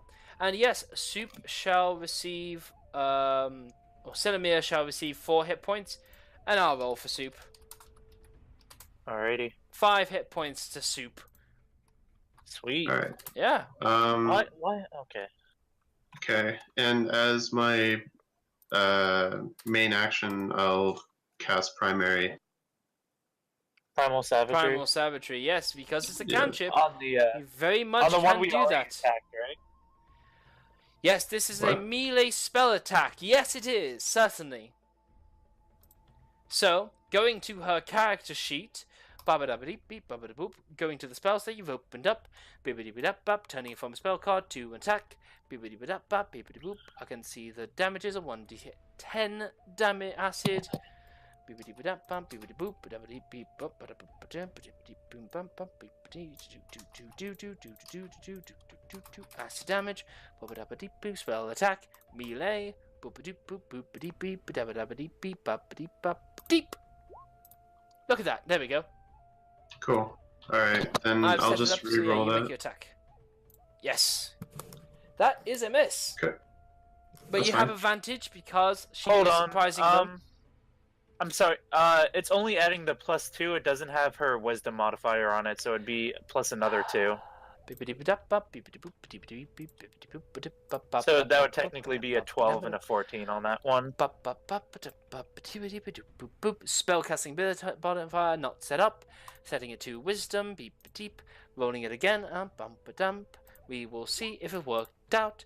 Yes, it has Yes. a brilliant, and it does 3 points of damage. Beep beep up. Who's the target? The one I've already hit for 7 points of damage. Very nice. She comes clawing and slashing at him, certainly. And she has to remain prone as she can't really find a way to squeeze out underneath these large beasts. It is now the Terrorfolk's turn. Oh gosh. Alright, how should we intend this? Firstly, Tweedledee and Tweedledum here will fly that much feet. Then they shall go 30 feet, which will get them to 270 each. Then they see some interesting creatures. The creature that they thought they had thrown down to the very bottom, having picked itself up and climbing yet again. So they will dash to another 50 feet and basically start making their way down to intercept you from trying to help your friends. Doopy-doopy-doop. Beepity-bop. Doo-doo-boop. Very nice. Very good. This one down here at 240 will continue a very similar pursuit. Beepity-bop. Over at level 30. And then he moves to 190. And then he moves... Well, he basically gets to 140. No, This is stressful. No, not 140. To 150. How high are you, Mr. Spider? Oh, you're out of range. I would be 70 is feet. He's going to hold on to his spears for the time being. This one is going to do a very similar thing. He's going to come down to 150. And he's going to see your approach as they circle, not right by the wall, but a little bit away from it. Basically, at like level 2 or so. They are just a little bit away. Anyway, all good. All good. Then we have this situation. The Terrorfolk nearest Kolos is going to lunge forward. Bite, claw, claw. That's going to be 2 hits on you, Kolos. Alright. Boop. And boop. 16 points of damage for you. This one over here is going to go for Mr. Soup. A bite. Ah, yes. I punish only nat ones.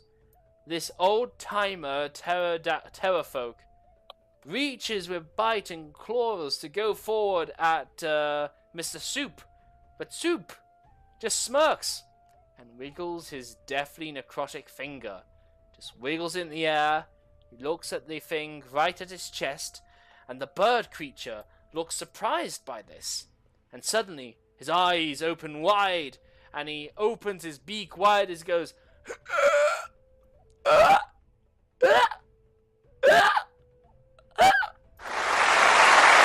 and just collapses of a heart attack. Nice. Just flavor, that's the mist inflict wounds. It just charged itself into it on accident. Exactly. Pretty much. Exactly. And he was old anyway, so yeah. His old heart couldn't handle it. Okay. But now this creature, he's gonna move in he's gonna trample over his dead bird folk, and he's going to bring the bites and the claws. Oh, the nat ones are met with a crit, and the crit does. So Soup already took 16 damage from the 2 earlier attacks. Indeed, indeed. It's all noted And on now- his token. Yes. He takes 13 points of damage. I think he's down. Soup is very unconscious. Yes. No, poor Soupy Soup. And this other one, we'll see the prone druid step in and He is going to try to assault her, and he has advantage to do so, but his buddies are making the attacks difficult. She will have half cover, which will mean that the DC is going to be now 19 to hit her. His Okay. buddies are in the way. He's gonna crit every attack. Just one. You wish. Oh, miss! He has advantage, so that is one hit with a claw, and it does 8 points of damage to her, and knocks She's her just unconscious. barely conscious because of her spirit healing, actually. Because I healed her for 8, Oops. and the spirit Yeah. gave her 4 health. And she loses consciousness, so the spirit goes away. But no, she would have. Did you not add the health from the spirit to her? I did. You only got that healing What? once per turn. Well, yeah, but I gave her 8 health with my healing word, and the spirit was 4, so she had. had 12 I just health. clicked my neck because I was just like, did she now? Very well. Let's look back a bit. There's no the problem. healing spirit. After that, I see a D6 rolled for Silamir's thingy. I see primal savagery rolled. Primal savagery. We were sorting that out. Before that, she wasn't attacked since I brought her back to life. And actually, my healing word was 6 health, so she had 10 health. That's my bad. Keep track of this on the token, or else it may well not exist to me. She Yeah, is still alive. If you do not keep No. this extract on the token, it will have never happened to me. I can see the healing word doing 8. Her spiritual guy will have done 4. She could be on 12, honestly. In the future, keep it on the token. If it's not on the token, I will just keep her dead. Straight out, flatly. Okay. Don't want to get in the habit of checking everything that happens in this chat. Very That's good. completely fair. Alright. This terrafolk flies and swoops on.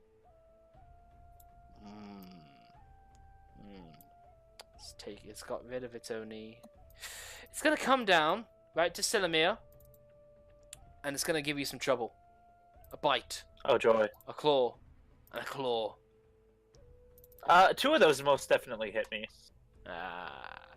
17 and the crit. You take 17 points 17 of damage. Now, Oh. Kolos. Yeah, sorry. Tighten your butt. That guy, is the injured one, right? He's injured, and both of these are injured, as it happens. But again, I repeat, tighten your butt. Tighten that anus. This other terrafolk comes down to your level, and he makes a pulling shove attempt.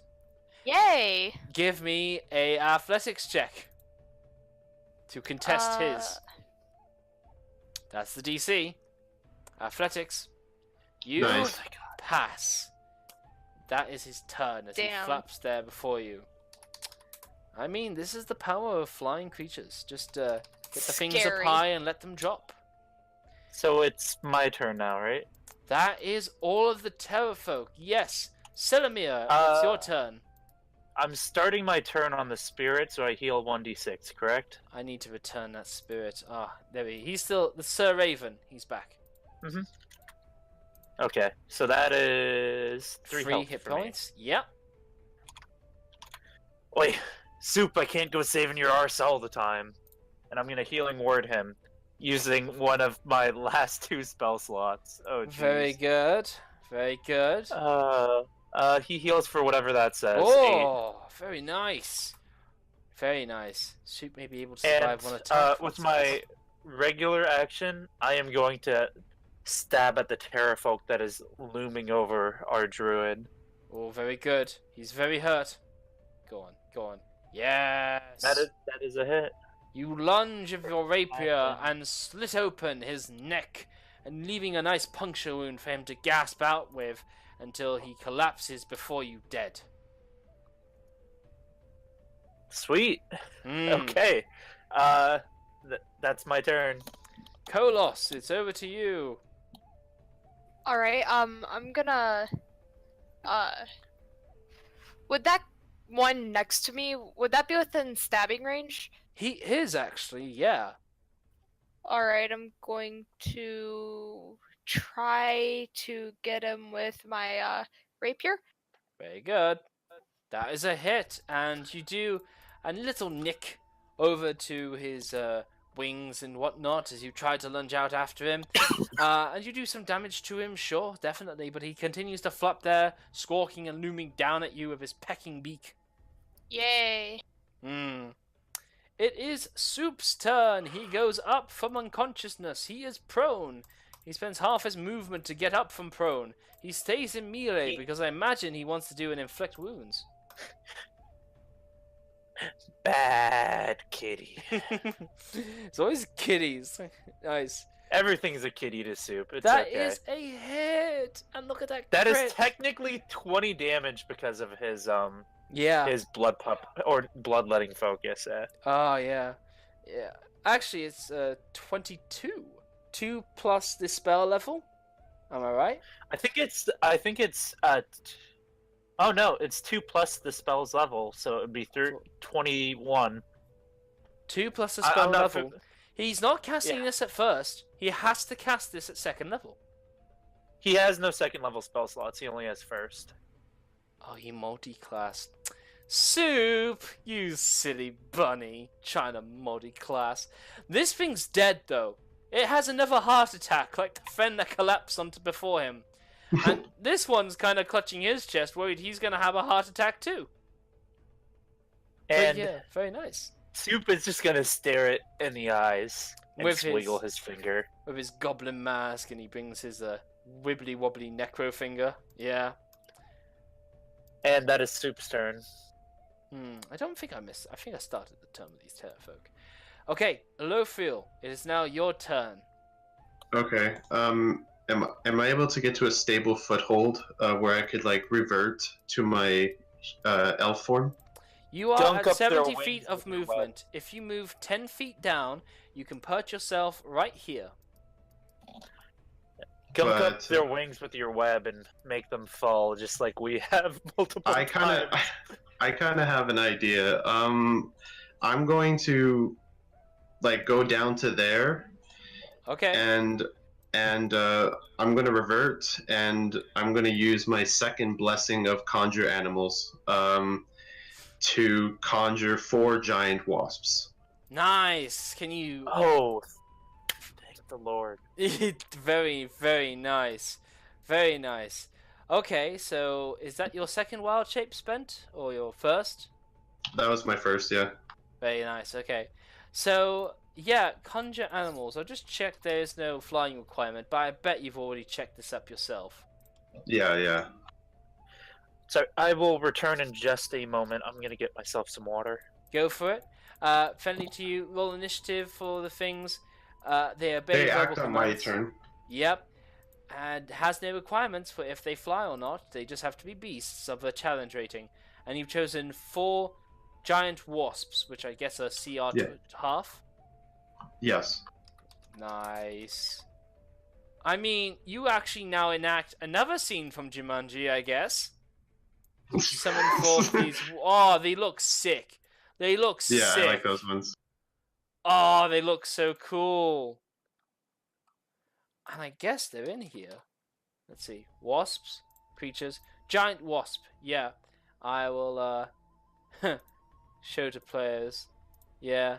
I'll give can be controlled by you, Lofiel. We'll add this to your arsenal of beast stuff. Yeah. Am I able to like cast these like 60 feet up? Yes, you Because it can. has a casting range of 60 you feet. can. So Yes, you can. cool. So where do you send your little drone army? The farthest I can go. So I'm down here, right? These creatures are at 120 feet. You summon them all to a height of 100 and they are at 150. You send them all to a height of 120, 60 feet higher than the platform you were on. And with that, Okay. I'm pretty sure they have a fly speed of 30 to be able to make up the distance and get straight back into it. I'm going to roll their initiative there for you. We'll keep them Okay. all being separate because at this CR, that'll be fun.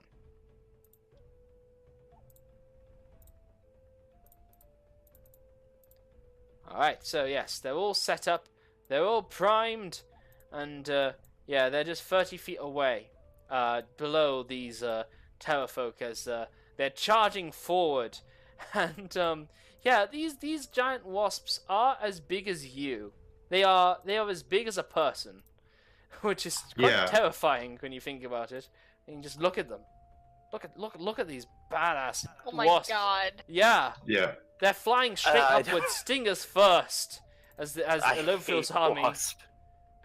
Learn to love the wasp.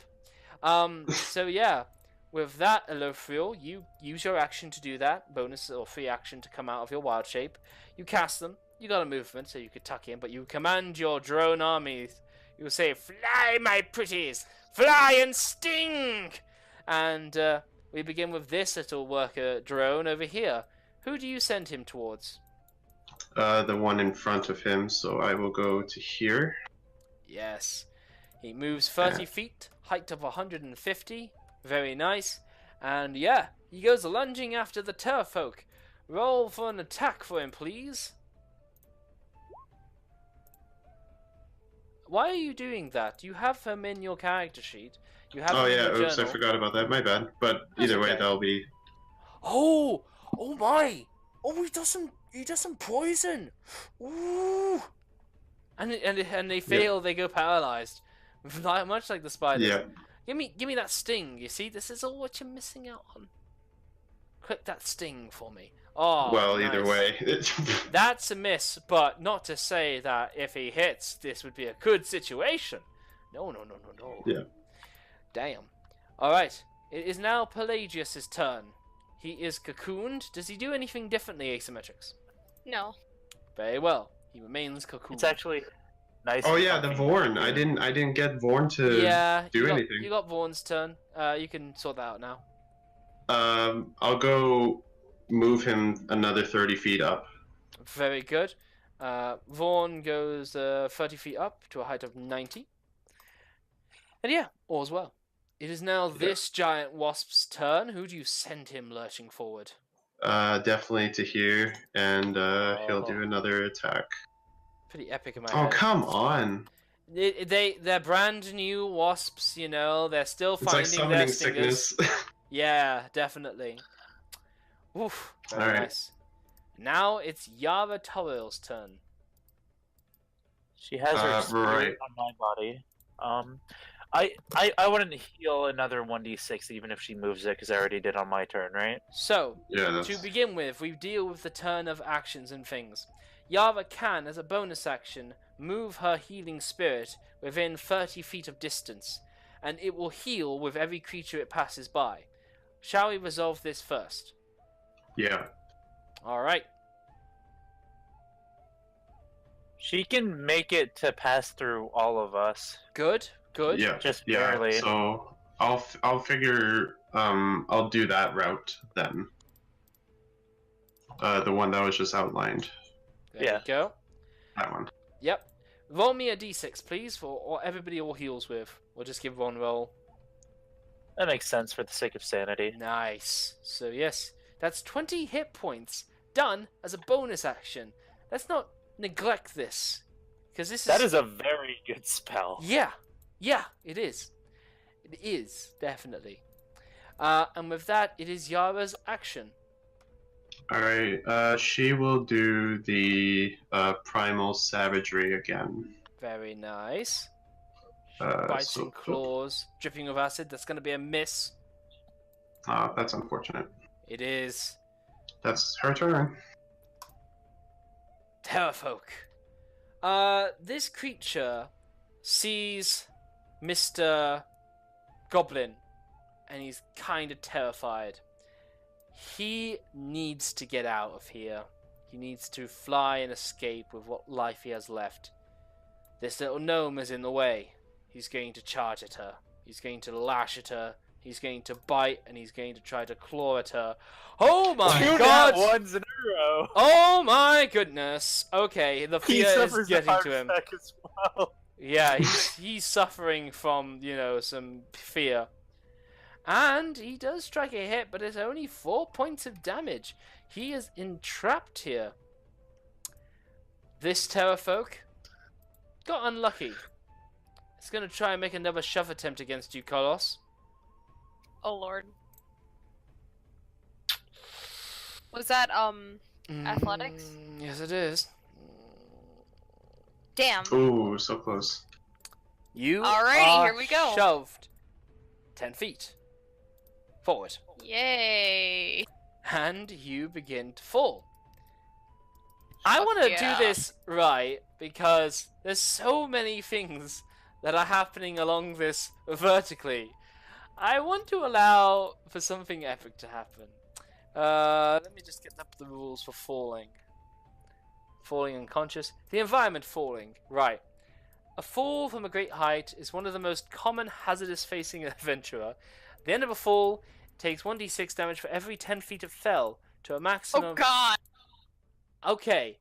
I may have been doing this for like every... No, I've been doing this right. I've been doing this Yeah, right. you have. You Yeah. did 16d6 before for Yeah. Pelagius when you fell from 160. Yeah. And if, So, yeah. Okay. just out of curiosity, Oh god. Oh no. Yeah. Kolos is dead. It goes to a maximum of 20 d6. Doesn't go higher than that.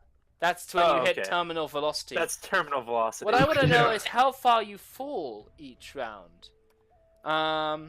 60 feet per round, I believe, actually. Give the man an inspiration. It's But don't probably quote more me on than it. that. It's probably more than that, but still. It So- wouldn't shock me. But Kolos, as of this moment, you are in the middle of the air. And you will Okay. begin falling at the beginning of your next turn, which shall be all the way over here. okay, I have an answer for you. I have an idea when my turn rolls Oh, around. everybody's got ideas. This is why, it's all I do have an interesting. answer, actually. The 60 feet per round, I was right if you're under feather fall. Otherwise, Damn. Yeah. otherwise the distance per round is like let's see, it's it's like 180 per round. Yeah, that sounds about right. See, there's really one turn to catch you. God. Okay, yeah, Excellent. I've got an idea if nothing else. Excellent. There will be a round to do something with. Yeah. Wonderful. Wait, work. were you serious about inspiration? Because I'm gonna take what I can get here. Yeah, why not? Okay, so Yay. that's his malevolent work done, and he will flap inwards to get Silamir. I mean, it works so well with the other one. It just deals with so many problems so quickly.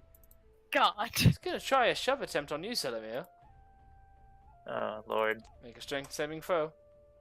Athletics check. Can it be acrobatics or does it have to be athletics? You know what? It's too important. This is a learning experience, and it's too important. So we're gonna look up shove in its exact wording. Oh, Not a I problem found at all. shovel. Oh, actions. I know there's a shove attempt. I know it's a thing. I know to escape grapple it can be either. Just for shove, I'm not sure which it is. Boop-a-doo-doo. Attacks, dash, disengage, dodge, help, hide, ready, search, use an object. Oh, I can't find it. It's just going to be a counter. It's going to be a contesting athletics. It's going to be a contesting athletics until somebody finds a different resource. 12 to beat. I just figured it out. I can Yep. copy and paste for you if you want. Paste The it. target must be... Okay. One moment. I did not mean to do that. Okay, I'll paste it in the Discord. Great. In the chat, or talk about it. Just talk. Okay. So, it can be acrobatics or athletics. Very good. Very good. You can choose for athletics or acrobatics then. And you push it Damn. up to 5 feet, so I would still just Ah. barely be on, even if it did shove me. Mm. But, like, very close. So I am gonna acrobatics it, because that is higher. And I am gonna crit fail that. Oh my god. So that is... You say you So, would automatically sort of like, manage the 5 feet. The nat 1 is just what's going to tip the balance so that you are going to be just slipped off the edge. Yay. And it's Welcome not to like it's a the- nat 1 of a footing, it's a nat 1 of a dex. And we shall I'm put gonna you use right here. inspiration for it to just not be a nat 1. It becomes I'm a just on 7, the ledge. and fate deems that you begin falling right now, with Oh, Kolos God. beside you. Kolos just kind of looks at you and is just like, "Welcome to the club, buddy." I give a friendly wave. We're not done. Oh God. This creature, this last remaining terrafolk, we started his turn attacking. We did. This terrafolk is going to attack the giant wasp that has come to greet it. A bite, and that's a hit. And we'll see if that kills the wasp. Nah, it does 6 points of damage. A claw, which is a hit. That still won't kill the wasp. And another claw, and that kills the wasp. And that kills it. Yeah. Yes. And it flies. It's at 150. That wasp. Yeah, it flies 30 feet to come greet this other wasp, coming to deal and bite it as well while it's coming this way. This other one is going to try with this other giant wasp. Man, this is all happening in the air, which is pretty epic. It only gets one successful attack off, the bite, and does 8 points of damage to the wasp, bloodying it for sure. Oh my! I knew I should have taken Featherfall. I knew it. But no. This is the time, man. Meanwhile, Tweedledee and Tweedledum here, they dash down with their brethren a full 100 feet, and basically, yeah, they basically get to a height of 120 feet. I guess I should put them side by side. Oh boy. Questions his choices in his companions. Excellent. I mean, oh man, you're gonna have to quickly turn back into a spider to spiderweb your friends. Cinnamere, your turn begins. You fall 180 feet. But good news, there's a 240 to fall. Where's this line that's coming from? Oh, that's why I've just changed your health. Oh wow, yippee me. All is well. Okay, you are at a height of. I gotta use something to mark this. You are at a height of that minus that is 160. You're at 60 feet above the ground. Can I try to catch the ledge on the way down? You're gonna break your hand if you fail. Something. I mean, that's Hey, like, I'm that's like going the to best thing die that can if I- happen here. I'm gonna say I'm gonna die if I don't. So I mean, the only ledge really would be this windy one right here. So let's wait, see. am I gonna be falling like within? I'm gonna be falling within 5 feet of this Tarot Man, aren't I? Yeah, you will. I'm gonna try. You know what? I'm gonna try and stab it on the way down and use it to like Yeah. hold on. Yeah, it will soften the fall. Absolutely. Why not? Why not go for the badass route? Yeah, of course. Roll me an attack. Nat 1. Okay. Nat 1. Nat 1. Oh, I will. No. I will, baby. Don't doubt me now. No, crit. Maybe crit instead. And I am going to bonus action healing word myself as I'm casting, because I know I am going to need it. And that is my last remaining spell slot. Okay. I mean, but I'm doing it at 2nd level. Alright. Okay. I mean, maybe it'll save you from dying outright. Okay, yeah. You just fall down and you're just like, ah! And this is apparently your healing word as you do this. Bagpipes. Yes. Oh, the bagpipe! Oh, you know what? Healing. Sorry, I'm playing my bagpipes. What are we as I doing? You can hear the bagpipes as he comes charging down with glory. This is how I always knew I was gonna go out. Yeah, let's roll that attack. Thrust with my rapier on the way It's down. a hit. I stab into it for 7 damage on my way down. Absolutely. I don't know why. Do Don't know why it has so much health. I think that's a mistake. I stop falling? Does it? Do I catch on? Do I just? Because I'm trying to like catch onto it as I fall. This scene is too good. Okay, you are at 240 feet. This creature is at 150 feet. The first 10 feet is ignored. The difference is 100 feet.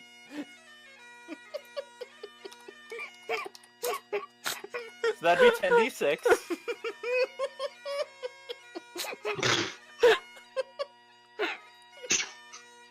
I am now laying unconscious on the body of this tarot man. What body? You broke him in half! He utterly, just like, you careen into him, you jab the rapier down, this creature's spine suplexes inwards, and you know what? We're gonna say half of this is negated, and we're gonna say half of this is given to him.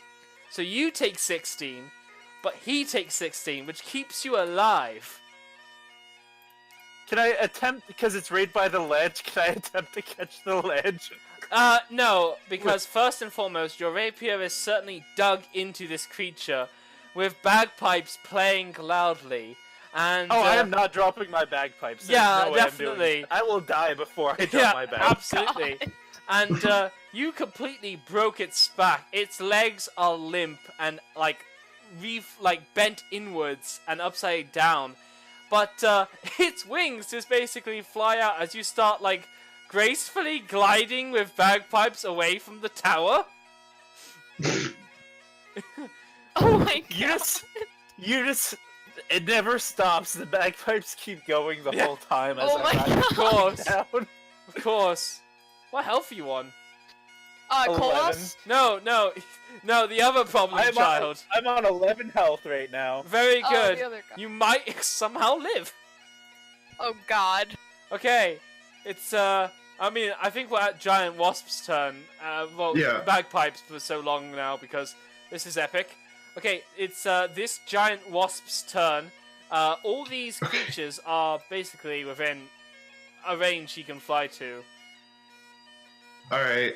This one is actually gonna go to this one, and he's gonna bite at this one or sting this one here. Very good. Let's see the attack. All right. Bagpipes echoing through the valley. Oh my goodness There gracious! you go. Okay. The bagpipes really are adding to everything, I have to say. It really is. This is Braveheart right now. It's just like they will not take this land. Oh my god, this Terrafolk gets really destroyed. What have I created as a character? Aku looks over. You've made the best ones. Now, he's not reduced to 0, but he is considered poisoned. Or no, not yet. If the poison damage reduces the target, okay. Fail save.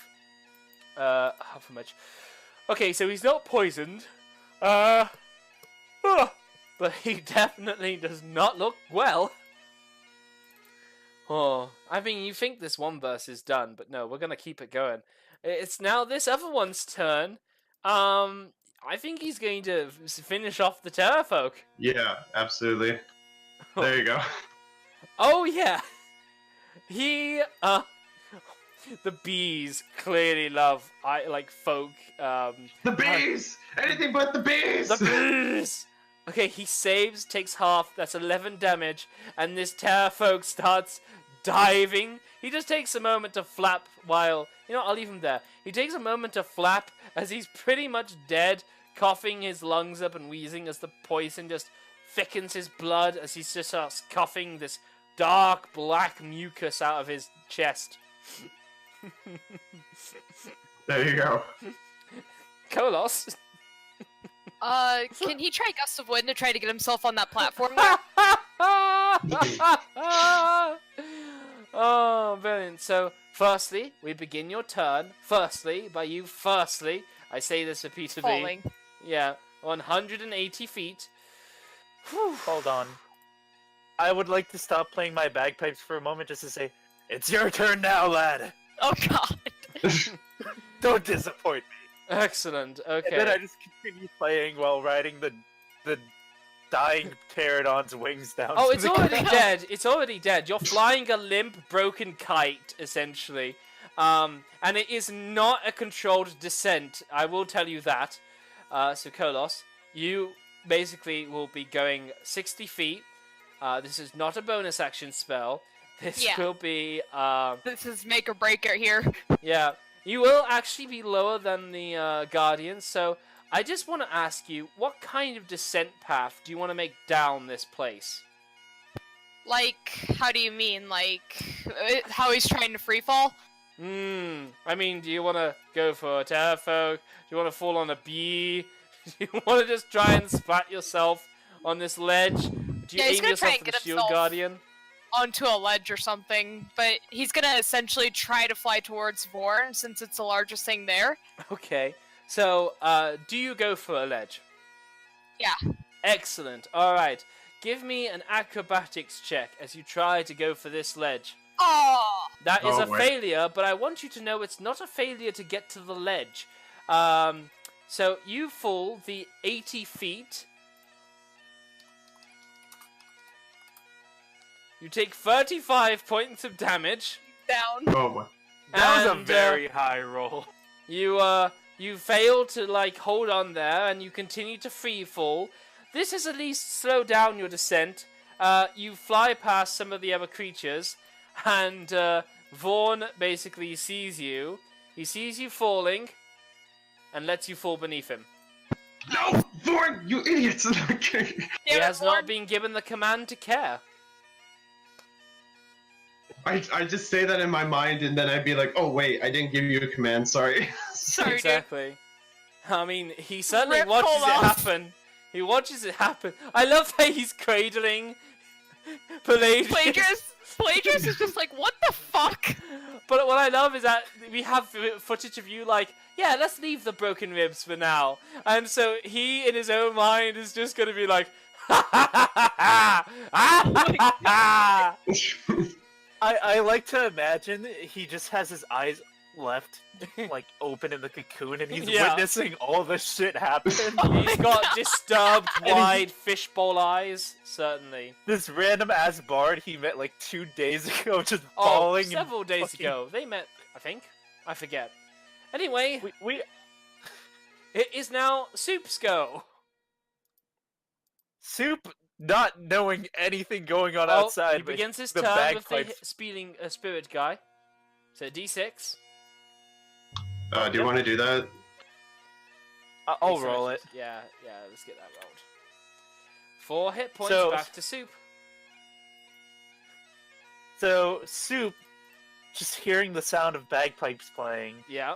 is going to dance to them, and while he's dancing, he is going to make 2 unarmed attacks against this pterodon in front of him. Wonderful. Wonderful. That's a miss. That That's is a also miss. definitely a Oh miss. god. He's too busy dancing. That's his turn. Elofiel, you can give a command to your guardian, who has 30 feet Yeah. of spider climb movement, and Kolos is 30 feet beneath him. Yeah, I'm gonna say like Vorn, get her, or him, and then he's gonna climb down to catch up to her or him again. Very good. He basically robotically spins around the axis of his hips to make a dex save, an acrobatics, a sleight of hand, an extra use of the sleight of hand. Oh my Hmm. Sleight of hand, catch your falling comrade. It's going to be a dexterity. It's going to be an acrobatics check, which is going to be the same as a dex saving throw, because he has no acrobatics.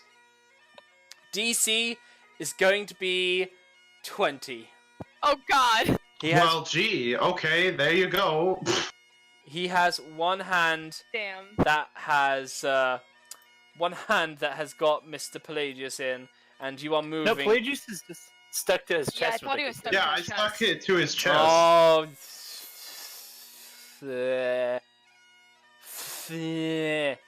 Roll again, DC 17. Not gonna make it any less than that for a falling That terminal that's velocity fish person. Yeah. Kolos, you're just gonna fall. Colossus is dead. He had a Uh, good run. Yep. Or swim. Or swim. He had a swim for sure. Let's see. We're basically calculating the distance on 160 foot, and basically you're gonna fall. You know what? No, I'm gonna be honest and fair. There could still yet be somebody else who could do something, like Pelagius. That's still with Oh, he God. lay on hands. I'm not even done my turn.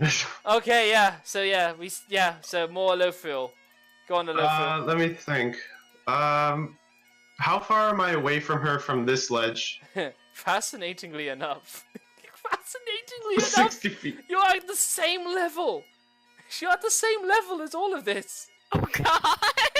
I'm gonna quickly like switch into spider form. Excellent. And I'm Excellent. I'm gonna jump to her and like cocoon her. Oh, nice. So I will say that you could basically leap out forward, catch her, and with your spinnerets you could begin to cocoon her. But such a maneuver would have to be at your own personal self-sacrifice. You would have to give everything That is into what- such a maneuver. That would be what Elithiel would do, so I don't mind that. Very well.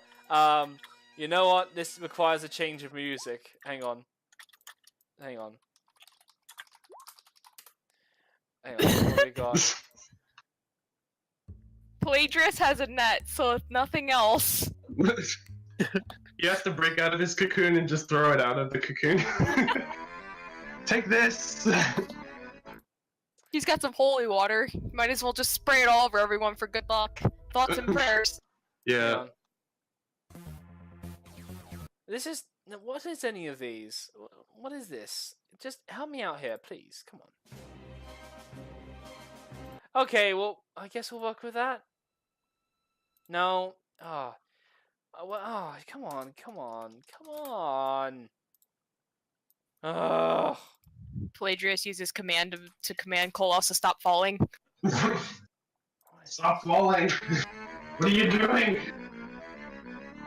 Oh, what is this? What is this? No. Okay, all of these are shit. Okay, all of these are shit. This is about as close as I could get, okay? Okay. The spider creature leaps forward. And he, It sounds very Marvel-esque, I like it. Same! It's from Spider-Man. I just checked. Yeah. Yeah. It's about as close as I can get without, like, a real long build-up.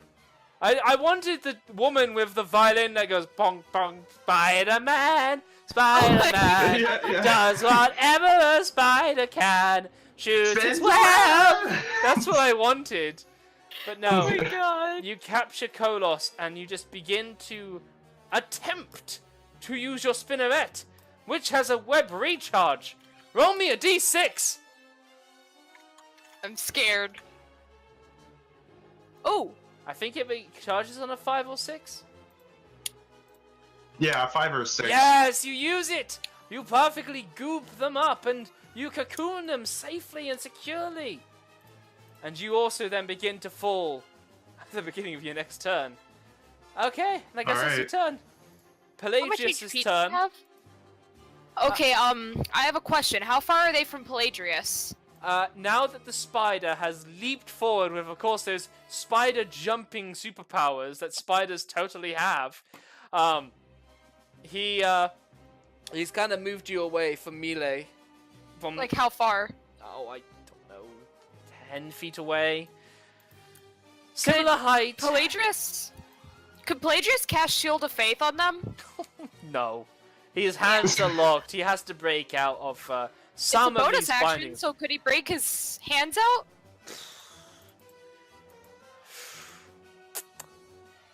Alright, you can give me an athletics check. 1 second, gotta switch the menu here. Shield of Faith will not help you from full damage, though. The ground will Oh, okay. automatically succeed in hitting you, because you're going into it. True, okay. I think for the best here, it probably would be best if he still tried to break his hands out. Did you say it was an athletics check? Yeah, let's have an athletics check. He's fine, and he opens his cocoon up. And if it wasn't for Vaughn being at a completely vertical stance, or horizontal stance, he would otherwise have just broken what held him up against him and would begin to fall again. Nice! So then... Do you think maybe what he could do here is, like, throw a net at them? A what? A net? A net? Maybe. I don't know if the net is Oh, gonna hang help on. at this point. I like Wait, this. what? I like this one. This one actually sounds cool. We'll go with this one. I gave it a second chance, and I like it. As an aside, the Nice. bagpipes are still playing, even though this music is. Yeah, they play to this tune. Is what Yeah. they do. Oh my god, that This is is a like the talented Avengers. bagpipe player. Oh yeah. Have you seen my performance checks? Of course it is. Yeah. Oh god. I haven't rolled below a 20 on a performance check yet. Okay, so yeah, Pelagius is out. He's available, I guess. Yeah. So would a net help in this case or not? What does this net like? He can make sure This that kinda once net- you crash to the ground, that you stay there. At the Oh, God. very most desperate of actions, he could try to just utterly one-handedly throw it blindly underneath you, hope it opens up, hope it latches to enough of the branches and Trees. trees to basically become another net to catch you. And There is nothing to lose here. He's gonna do that. it's all down to fate. I need an acrobatics check to pull off the speed required in all of this movement. Damn. Broken Oh. ribs. He has a minute Broken delay. He has a minute delay trying to get any of this pulled off. He throws the net, but he just throws it overhand and it falls all over him. Yeah, Oh god. exactly. Alright, He's basically just cocooned again. it is now this giant wasp's turn. Alright, he's gonna go over to these two here, Okay. and he's gonna take a sting at them. Alright. So, Very there you go. nice. He'll give a con saving throw. He fails. He's gonna take all that damage. Yeah, geez, but he is not knocked out because of this. I'm glad I gave this one a second chance. I like it. Although it's still not the woman in the subway going, Spider-Man. Spider-Man! Yes. Exactly. Alright. It is now Yara Tull's go. Alright, she's going to move the spirit to me, or to Yara, I guess. She can move it between the two of you, so a d6 for Yara and Soup. I will roll for soup. So she's healed 3. And ends it on Soup. Very good. It's her turn. She's just gonna cast Primal Savagery on the Terrafolk in front of her. Very good. That is a Oh, great nice. hit. The Lord. That is a majestic, mighty hit.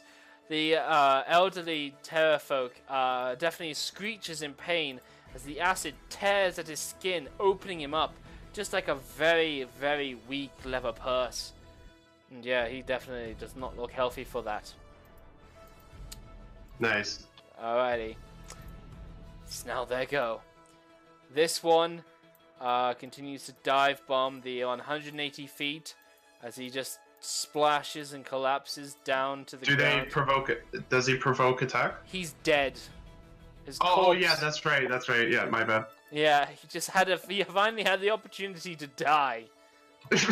This one comes around to meet this. Even if they're at different sections, it's all the same height right now. He's going to go after this wasp with some bites and claws. Oh wow, okay. So one of them hits. Yeah, 2. The bite and the claw.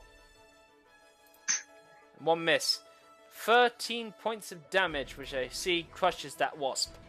Yeah. Then this one tries his luck on the one that's hurt him. 2 hits. Yep. That's That enough to kills kill the other one. wasp. Yeah.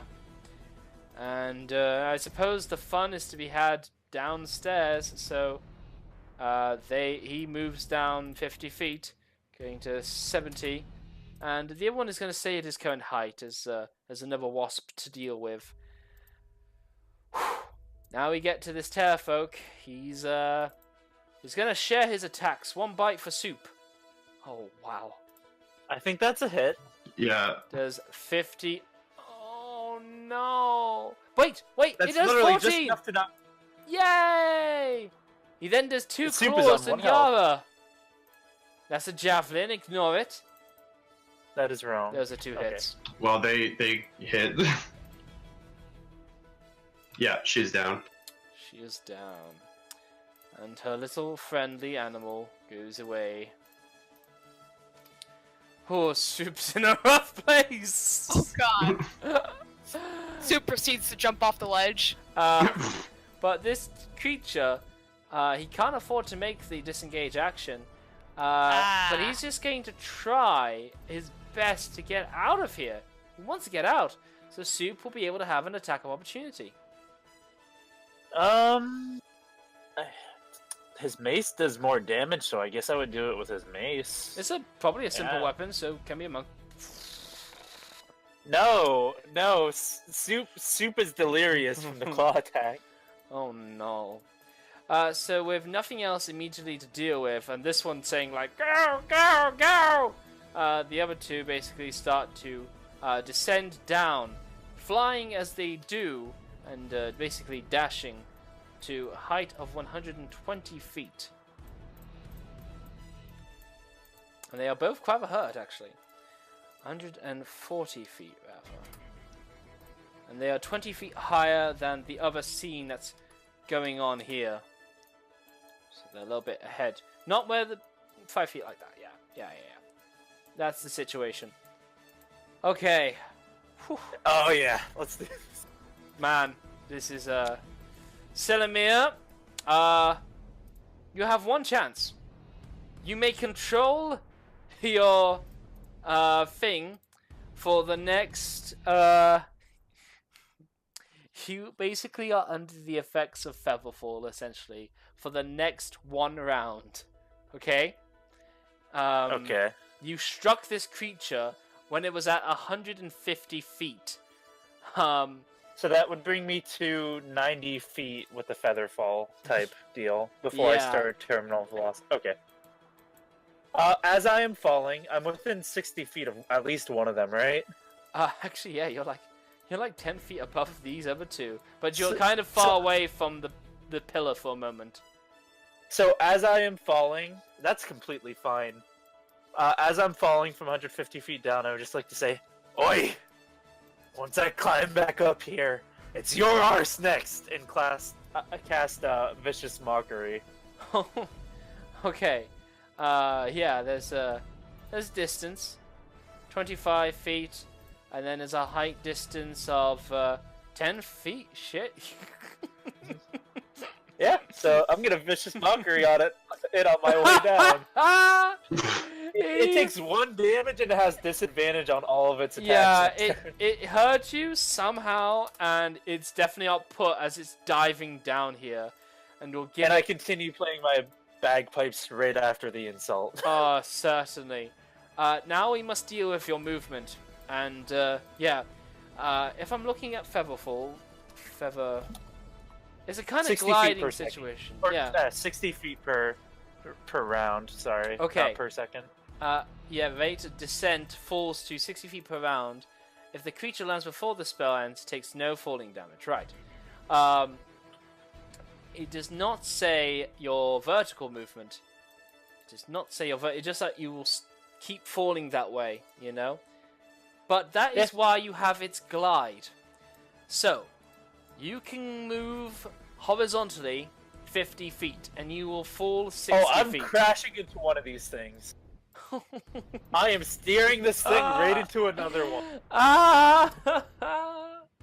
I really want to have you hop onto yet another one and continue this. If I down. can, I will make an acrobatics check for that if that's what you want me to do. No, But I'm maybe. steering it directly into another one. You dive bomb it. Which one do you want? The one you insulted?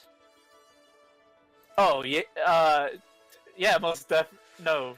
I said when I climb back up there, it's your arse next. You can get this one. Not the one I. As it happens, you can That get. one then. Not the one I insulted. Because Okay. I told it I am coming back for it. It knows what is coming, and I am Okay. going to teach it a lesson with the one below it. So you basically, take your rapier as you're surfing this terror folk. You sheave it, and then you basically grab it by the elongated back of its head and line up its beak as you push your front foot forward and send it into a dive bomb-like fashion. I'm going to make it do a bite attempt at disadvantage because it is dead. Wow. Does anybody have inspiration? No, not me. Oh, you know what, Silamir? You have inspiration because you're my favorite right now. I did, so I'm gonna do that. I'm Wow. gonna crit this thing. You are. Oh yeah. Yeah. Yeah, you bloody it as you spear its body with its beak as the beak gets lodged. And it's now not one terrafolk, but two. And if I move this scene... Okay, there's some kind of ledge here, I suppose. There's also the edges of a broken ladder here that I suppose God. you could also go for.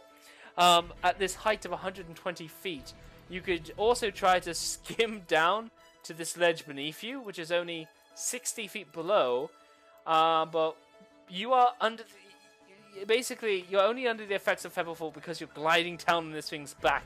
After you collide it, it basically just punctures this creature and makes it ram into the side of this tower as it pins up against it. And from there, I want to know what your next course of action is. So how far up am I now? I'm 120 feet. Here's the thing. Hmm. There's still one last one of these things. Yeah, he's 70 feet below. I don't want to die. I am going to. So we crashed into the pillar, which means I am by the pillar, right? You're against it, yes. So I'm gonna attempt to grab it. I'm gonna attempt to get on the ledge. All right. During The ledge is during this not descent. quite. Actually, I think that ledge is pretty much there. Very well. You. I will need the most boss acrobatics check you have to offer me. Do I have expertise in acrobat? No, damn it, that was performance and persuasion. You have your jack of all trades. Very good. I, Okay. I have regular proficiency in acrobatics, so. Very good. You run along the bodies of these two terrafolk. You leap to the side. You give a majestic haha as you reach out. And then you realize your hand is still on your bagpipes. And you get caught up in the tubes. And you hit the side of this wall. And you fall down to this little ledge right here.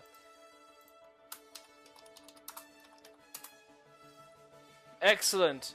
You land with a heavy, sudden ka-funk as your bagpipes begin to wheeze out. I am unconscious, but it was completely worth it. Indeed. Indeed. You will have Is to the make one I a crashed throw. into dead, or is it just impaled with another terrafolk? Impaled right now? with another terrafolk. It's definitely. Anyway. Oh my goodness. Pelagius, I would like his assistance, please. Oh my god. Well, oh my god, he actually could. He actually fucking could? Question mark? Yeah, yes, I mean, yes he can. they're on the ledge, technically, so... They can. Yeah. They're right beside you. Jesus Christ, he actually can. He has just seen you just land backwards with a huge, just no bounce, just a simple bunk. Okay, Ilofriel, it's a giant wasp's turn. He could finish Yes. off this one who's impaled. Yeah, I'm gonna aim this wasp towards the head of the pterodactyl that got impaled. Ooh. See it. Just give it a dose. Let's Oh, Jesus Christ. Con save. see. There It you go. passes, takes half, 14 points of damage, still dies, and he's just stuck to this wall. He's just part of the architecture now. He just bleeds out as his friend has impaled him into the rock, as they're pinned there. Sweet. How much did I move? I moved 10. Yeah. So he has another, what is it, 40 feet of flight?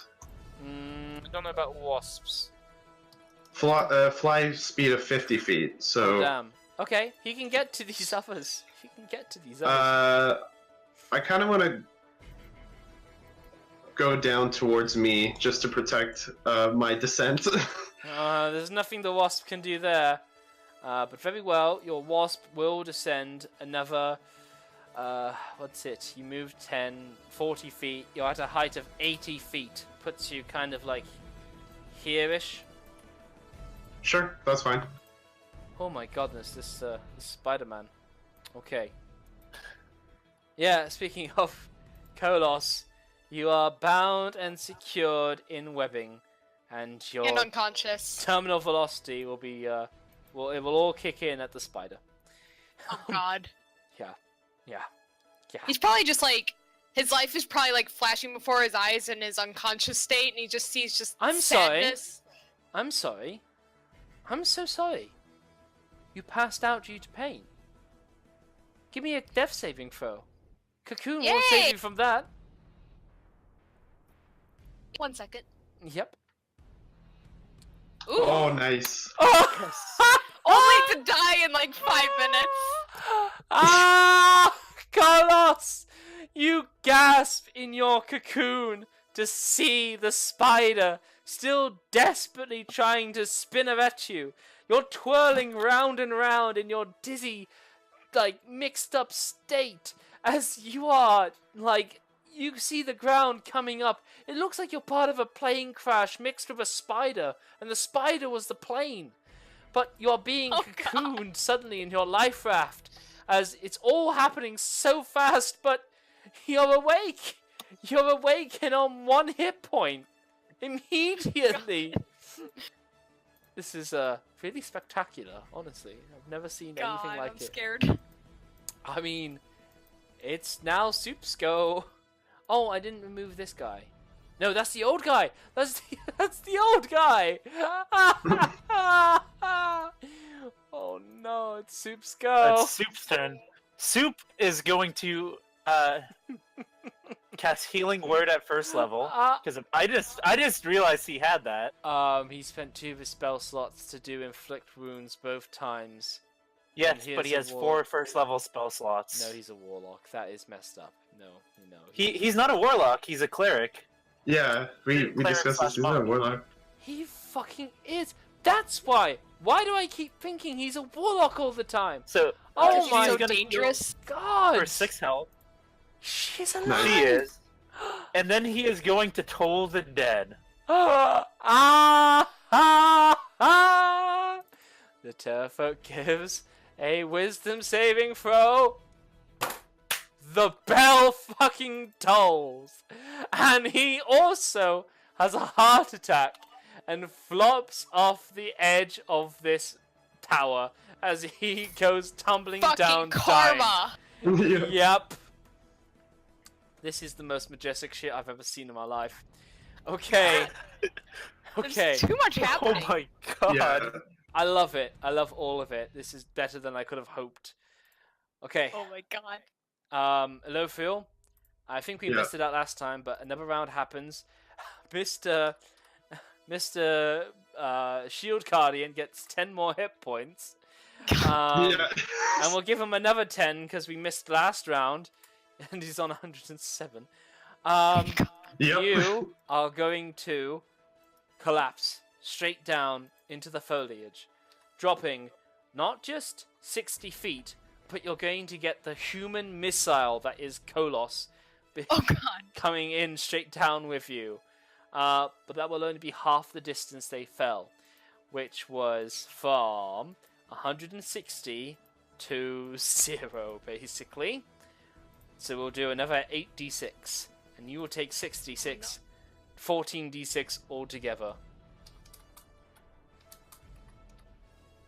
Fear. You take 53 hit points. Your spider form is crushed apart, and after that, you have 50 hit points altogether. You're knocked unconscious just by 3. Just by 3. But you are Okay. down and dead. But Oh. Kolos is completely fine and uninjured. Oh have- my god! The cocoon works beautifully as a protection against whiplash. You completely stick to the spider, and it absorbs all of the impact for you. And Basically, like what happens is like when I hit the ground and revert back, when I see Kolos like fine, like Elithiel's not even like worried about death. He just smiles and he just says good, and he just closes his eyes. yeah, and So he's dead? no, No, I'm not dead. Oh, Dead, you're- but like, you're I'm just unconscious. unconscious, He but Okay, I'm like good. happy. should be you're dead, good. I may add. But if he was not in wild shape form, then he would be fucking dead. And Okay. in this moment, there have been no more commands for Vaughn, and there shall be too late for more commands to Vaughn. Yeah.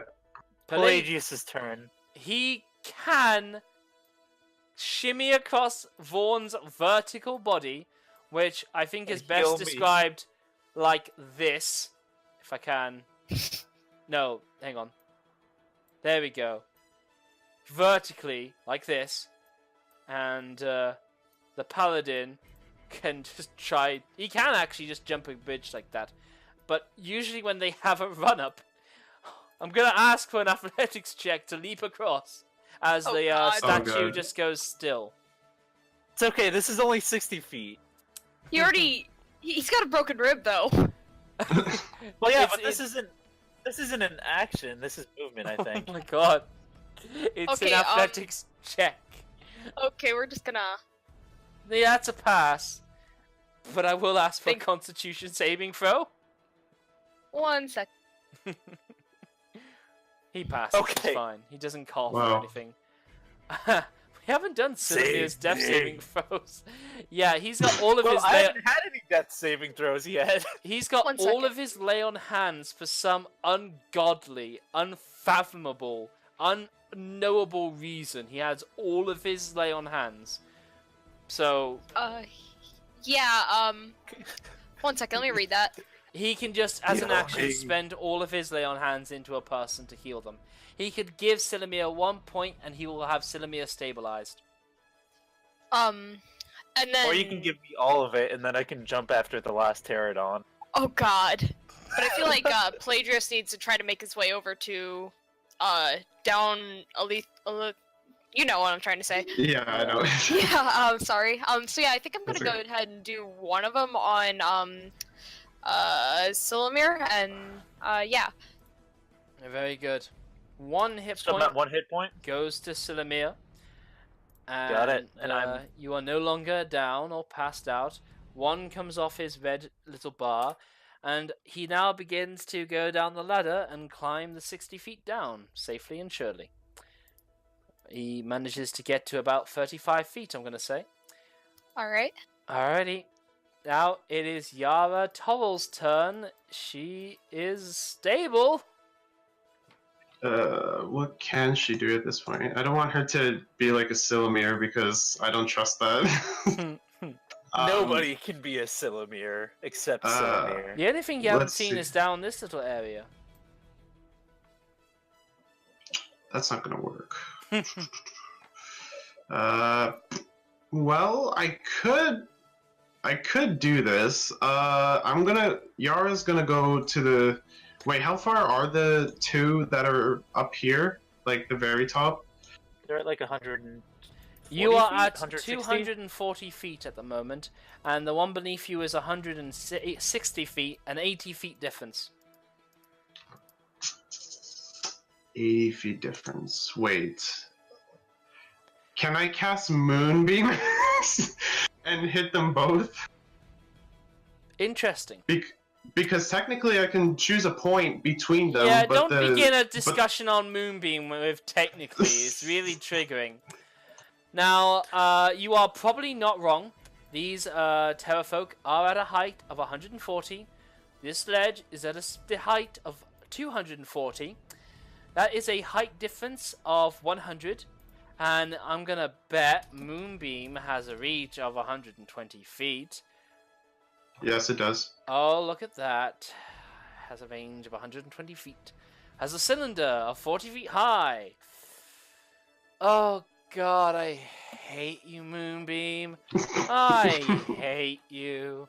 FYI, when you meme. want to get down to the rest of the group, she can do a wild shape to go down there. Yeah.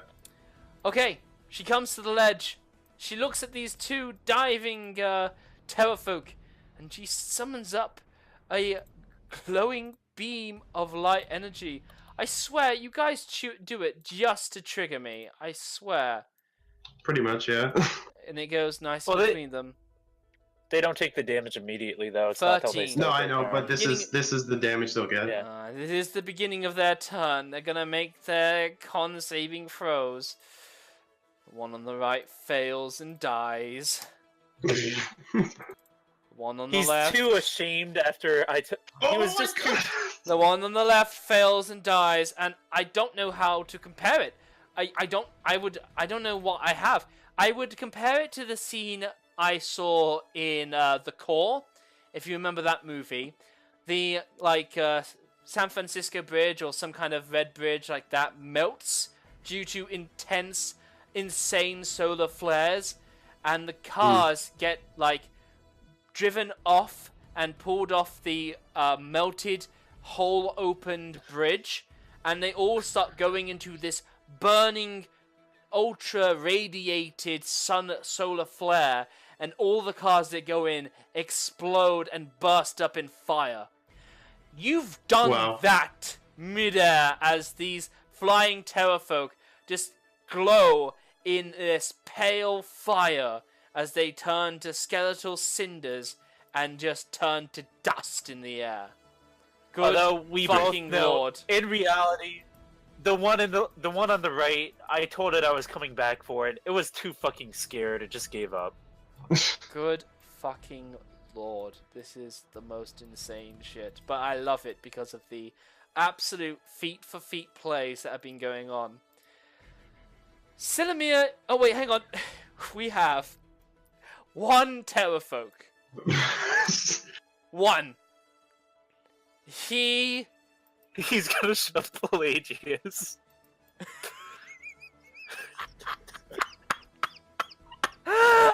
Yes, he will! He flies over to Pelagius, of course he will, and gives him a shove attempt. Pelagius will give me an athletics check. Oh fuck! Oh!